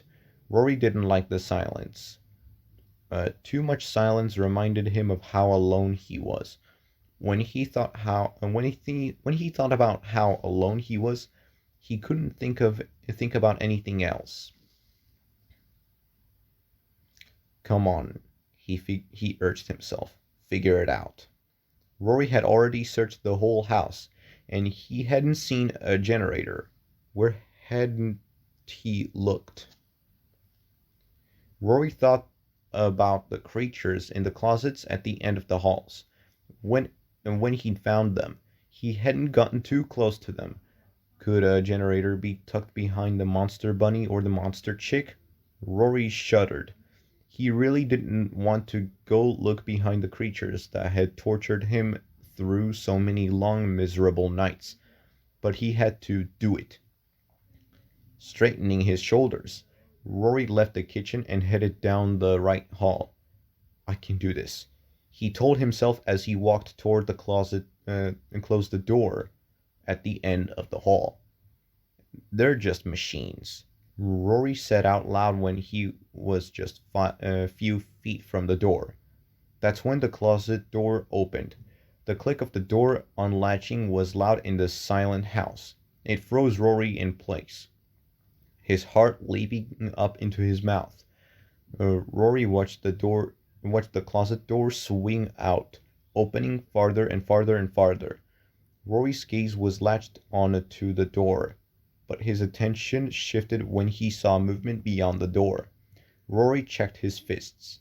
A grinding whir filled the hallway, and the ratty yellow chick-like creature began moving. Rory's nightmare was going to life. Rory's nightmare was coming to life. Rory's throat tightened. His legs suddenly felt rubbery, and he shifted his feet to keep his balance. When his feet moved, Rory felt the hard metal of the railing in the floor. He looked down.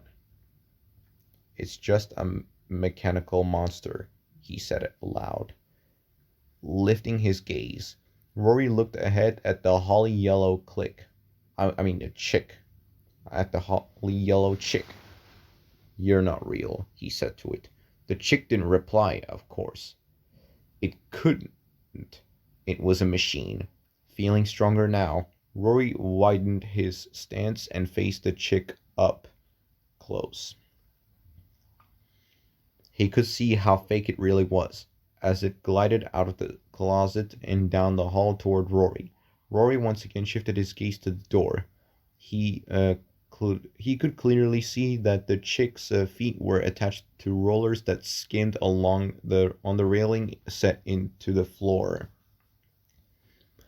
You can't hurt me, Rory said to the chick. Again, the chick did nothing but what his machine programming told it to do. It rolled forward along the railing until the railing curved toward Rory's bedroom door. The chick's metal feet clanked against the railing, and the chick disappeared into Rory's bedroom. Rory rubbed his arms. Even though he'd now seen the machinery working, he still felt nervous being so near to one of the creatures from his nightmares. Just get on with it, Rory told himself. Rushing forward, Rory checked out the now empty closet to see if it held a generator.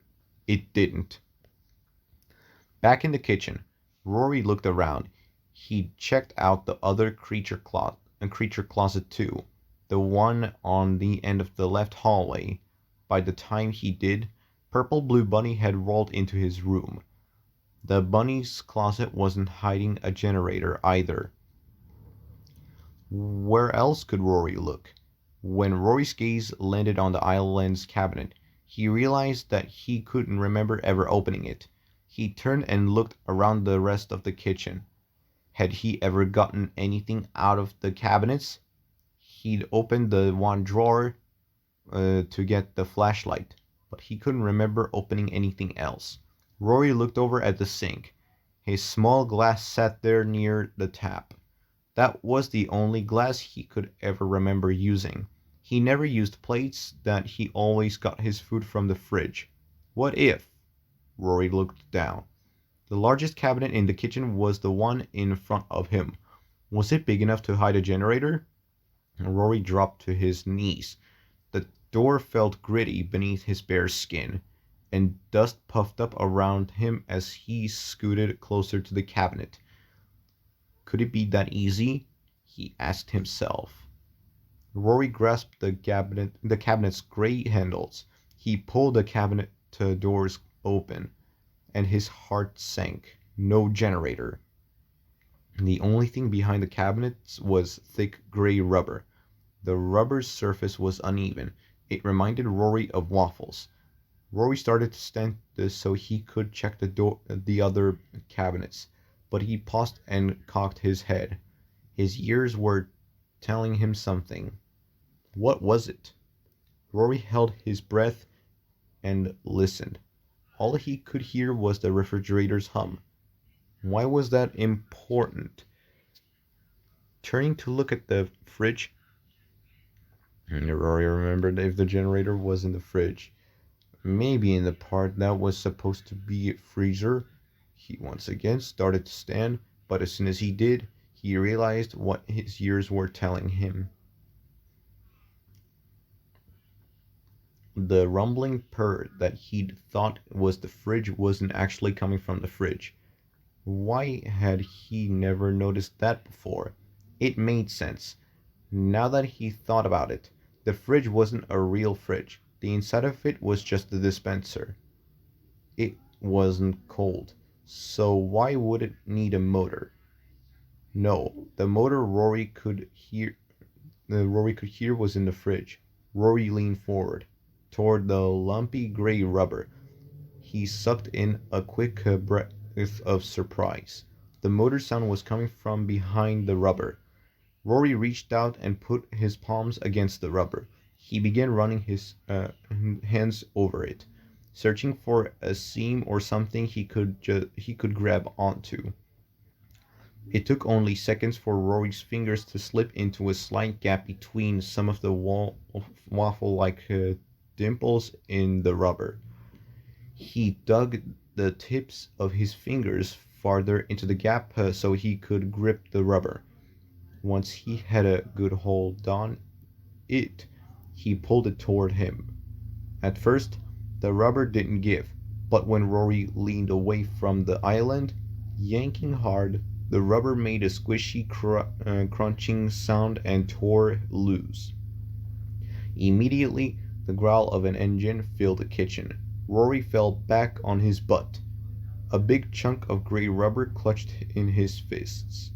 Tossing aside the rubber, Rory looked into the island cabinet, right as a faded orange generator. The generator was vibrating. It was chugging along steadily.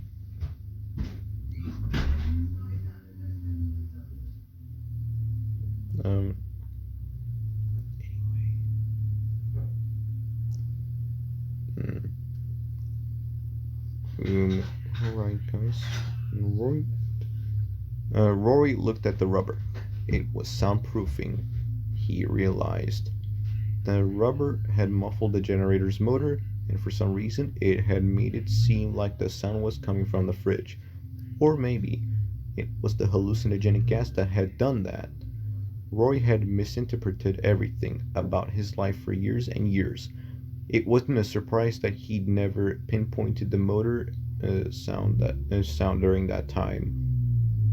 Rory immediately shifted back to his knees and studied the droning machine. The generator wasn't big, maybe. They're feet by 2.5 feet. It was probably heavy. Though, Rory reached for its metal frame and started to tug on it. Yes, it was heavy. Very heavy. It didn't budge.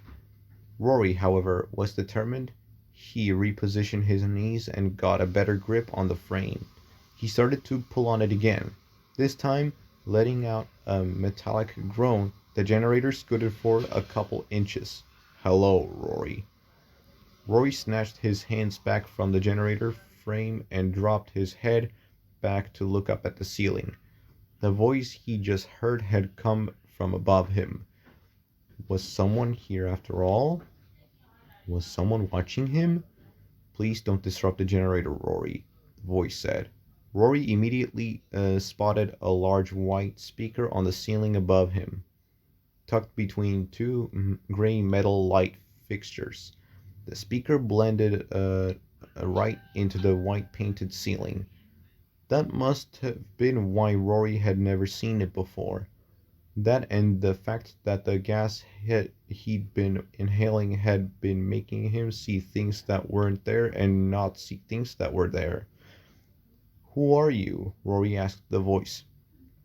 The generator is what keeps everything running, Rory, the voice said. It's taking care of you.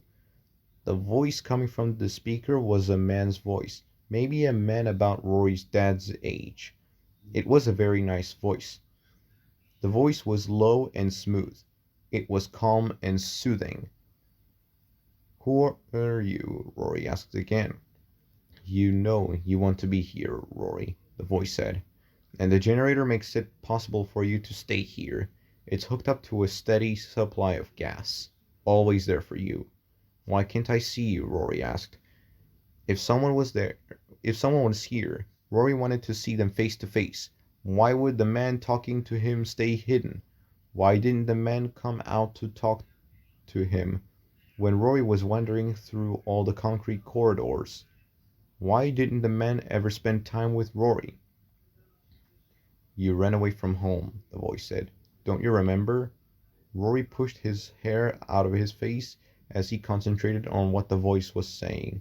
I ran away, he thought.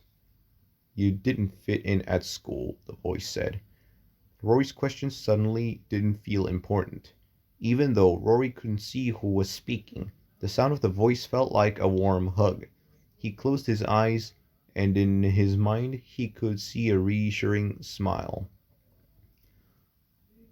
You had so much trouble in class, Rory, the voice said. You couldn't understand the equations in math.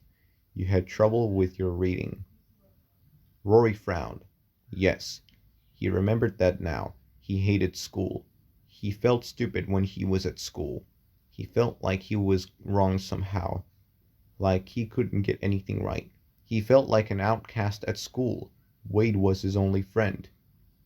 And the girls, Rory, the voice continued. Remember how the girls thought you were wimpy? Rory hunched his shoulders. He remembered that now, too. That was why he and Wade had built their clubhouse. Girls didn't like Wade, either. So they'd built a place where girls weren't allowed. Not that any girls wanted to be there, but the small wood sign that had no girls etched onto its surface made Rory and Wade feel like it was their choice not to have girls around. You came here because you knew you'd be taken care of here, the voice said. And you have been taken care of here. Here you were never an outcast. You're never wrong. You've been watched over and cared for. That was something your parents never did, Rory. Remember? Rory bunched up his fists. Yes, he remembered. All his parents ever did was work. His dad was never home. His mom was gone most of the time, too. And when she was home, all she ever did was tell him how wrong he was. Don't leave smudges, Rory. Pick up your clothes, Rory. Make your bed, Rory. Comb your hair, Rory. It's a mess, Rory. Rory's mom Rory's mom cared more about how things looked than she did about her own son. You're safe here, Rory, the voice said. This is your home. You've been watched over here. You've never been abandoned, never left alone. All these years you've been cared for because you're special, Rory. And you deserve to live in this special place. Safe and secure, never alone. This is your home now. Rory hugged himself and started rocking back and forth. He stared at the generator. Rory thought about talking to Wade over the radio. He thought about what Wade said. Wade had said Rory's parents missed him. That had made Rory feel good. Rory really loved the idea of going home and seeing his room and the clubhouse. He wanted to pet Fido and meet his sister. Rory stiffened. What if his sister didn't like him? Why would she? No one besides Wade had liked Rory when he was little.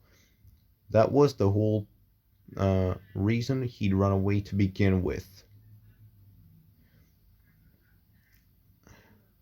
But he'd never been able to be what people wanted him to be. He always come up short. He never did anything the way anyone wanted. Not his parents, not his teachers, and not the other kids in his class. Why would it be any different now? Rory had hated feeling so left out. He'd always felt so wrong. He hated the feeling of being made fun of. He hated feeling stupid. Did Rory really want to go back to the world where he didn't fit in? It had been 10 years. He hadn't learned anything in that time. He'd be so far behind. He'd be even more of an outcast than he'd been before. All he'd ever do was let people down. All he'd ever be was lonely. Rory's eyes welled up, and tears began streaming down his face. No, Rory couldn't go home. This place, no matter how fake, was the only home where he fit in. Letting his tears flow, Rory reached out and picked up the gray waffled rubber. He reset the rubber against the door of the generator, pressing hard to be sure it stayed. Then the closed the island cabinet door. Rory stiffened and stood, pushing aside the images of an outside world that he now knew he could never return to. Rory turned and faced the refrigerator, wiping his face. Rory took a deep breath. Then he crawled back through the vent-like tunnel that led out behind the fridge, dropping the concrete floor of the rubber hose-lined corridor. He walked past all the gas tanks until he reached the old gray machine. Stiffly, Rory reached into the toolbox and found the screwdriver he'd used to unclamp the main hose that led from the machine. Rory faced the machine, refit the hose, and screwed the clamp tight again. He stepped back and studied the machine. When he'd looked at the machine before, Rory hadn't had a clue as to why it had stopped running, but now he could easily see that its power cord was loose. Rory pushed the cord back into its socket, and the machine roared to life. Settling into a buzzing hum, the machine vibrated, and the rubber hose that connected to all the gas tanks flexed and went rigid. The gas was flowing again. Rory wormed his way back through the metal door at the rear of the fake fridge. He squirmed forward until he could put his feet on the kitchen floor. Once he was upright, he bent over and picked up the discarded wafer dispenser. Then he turned to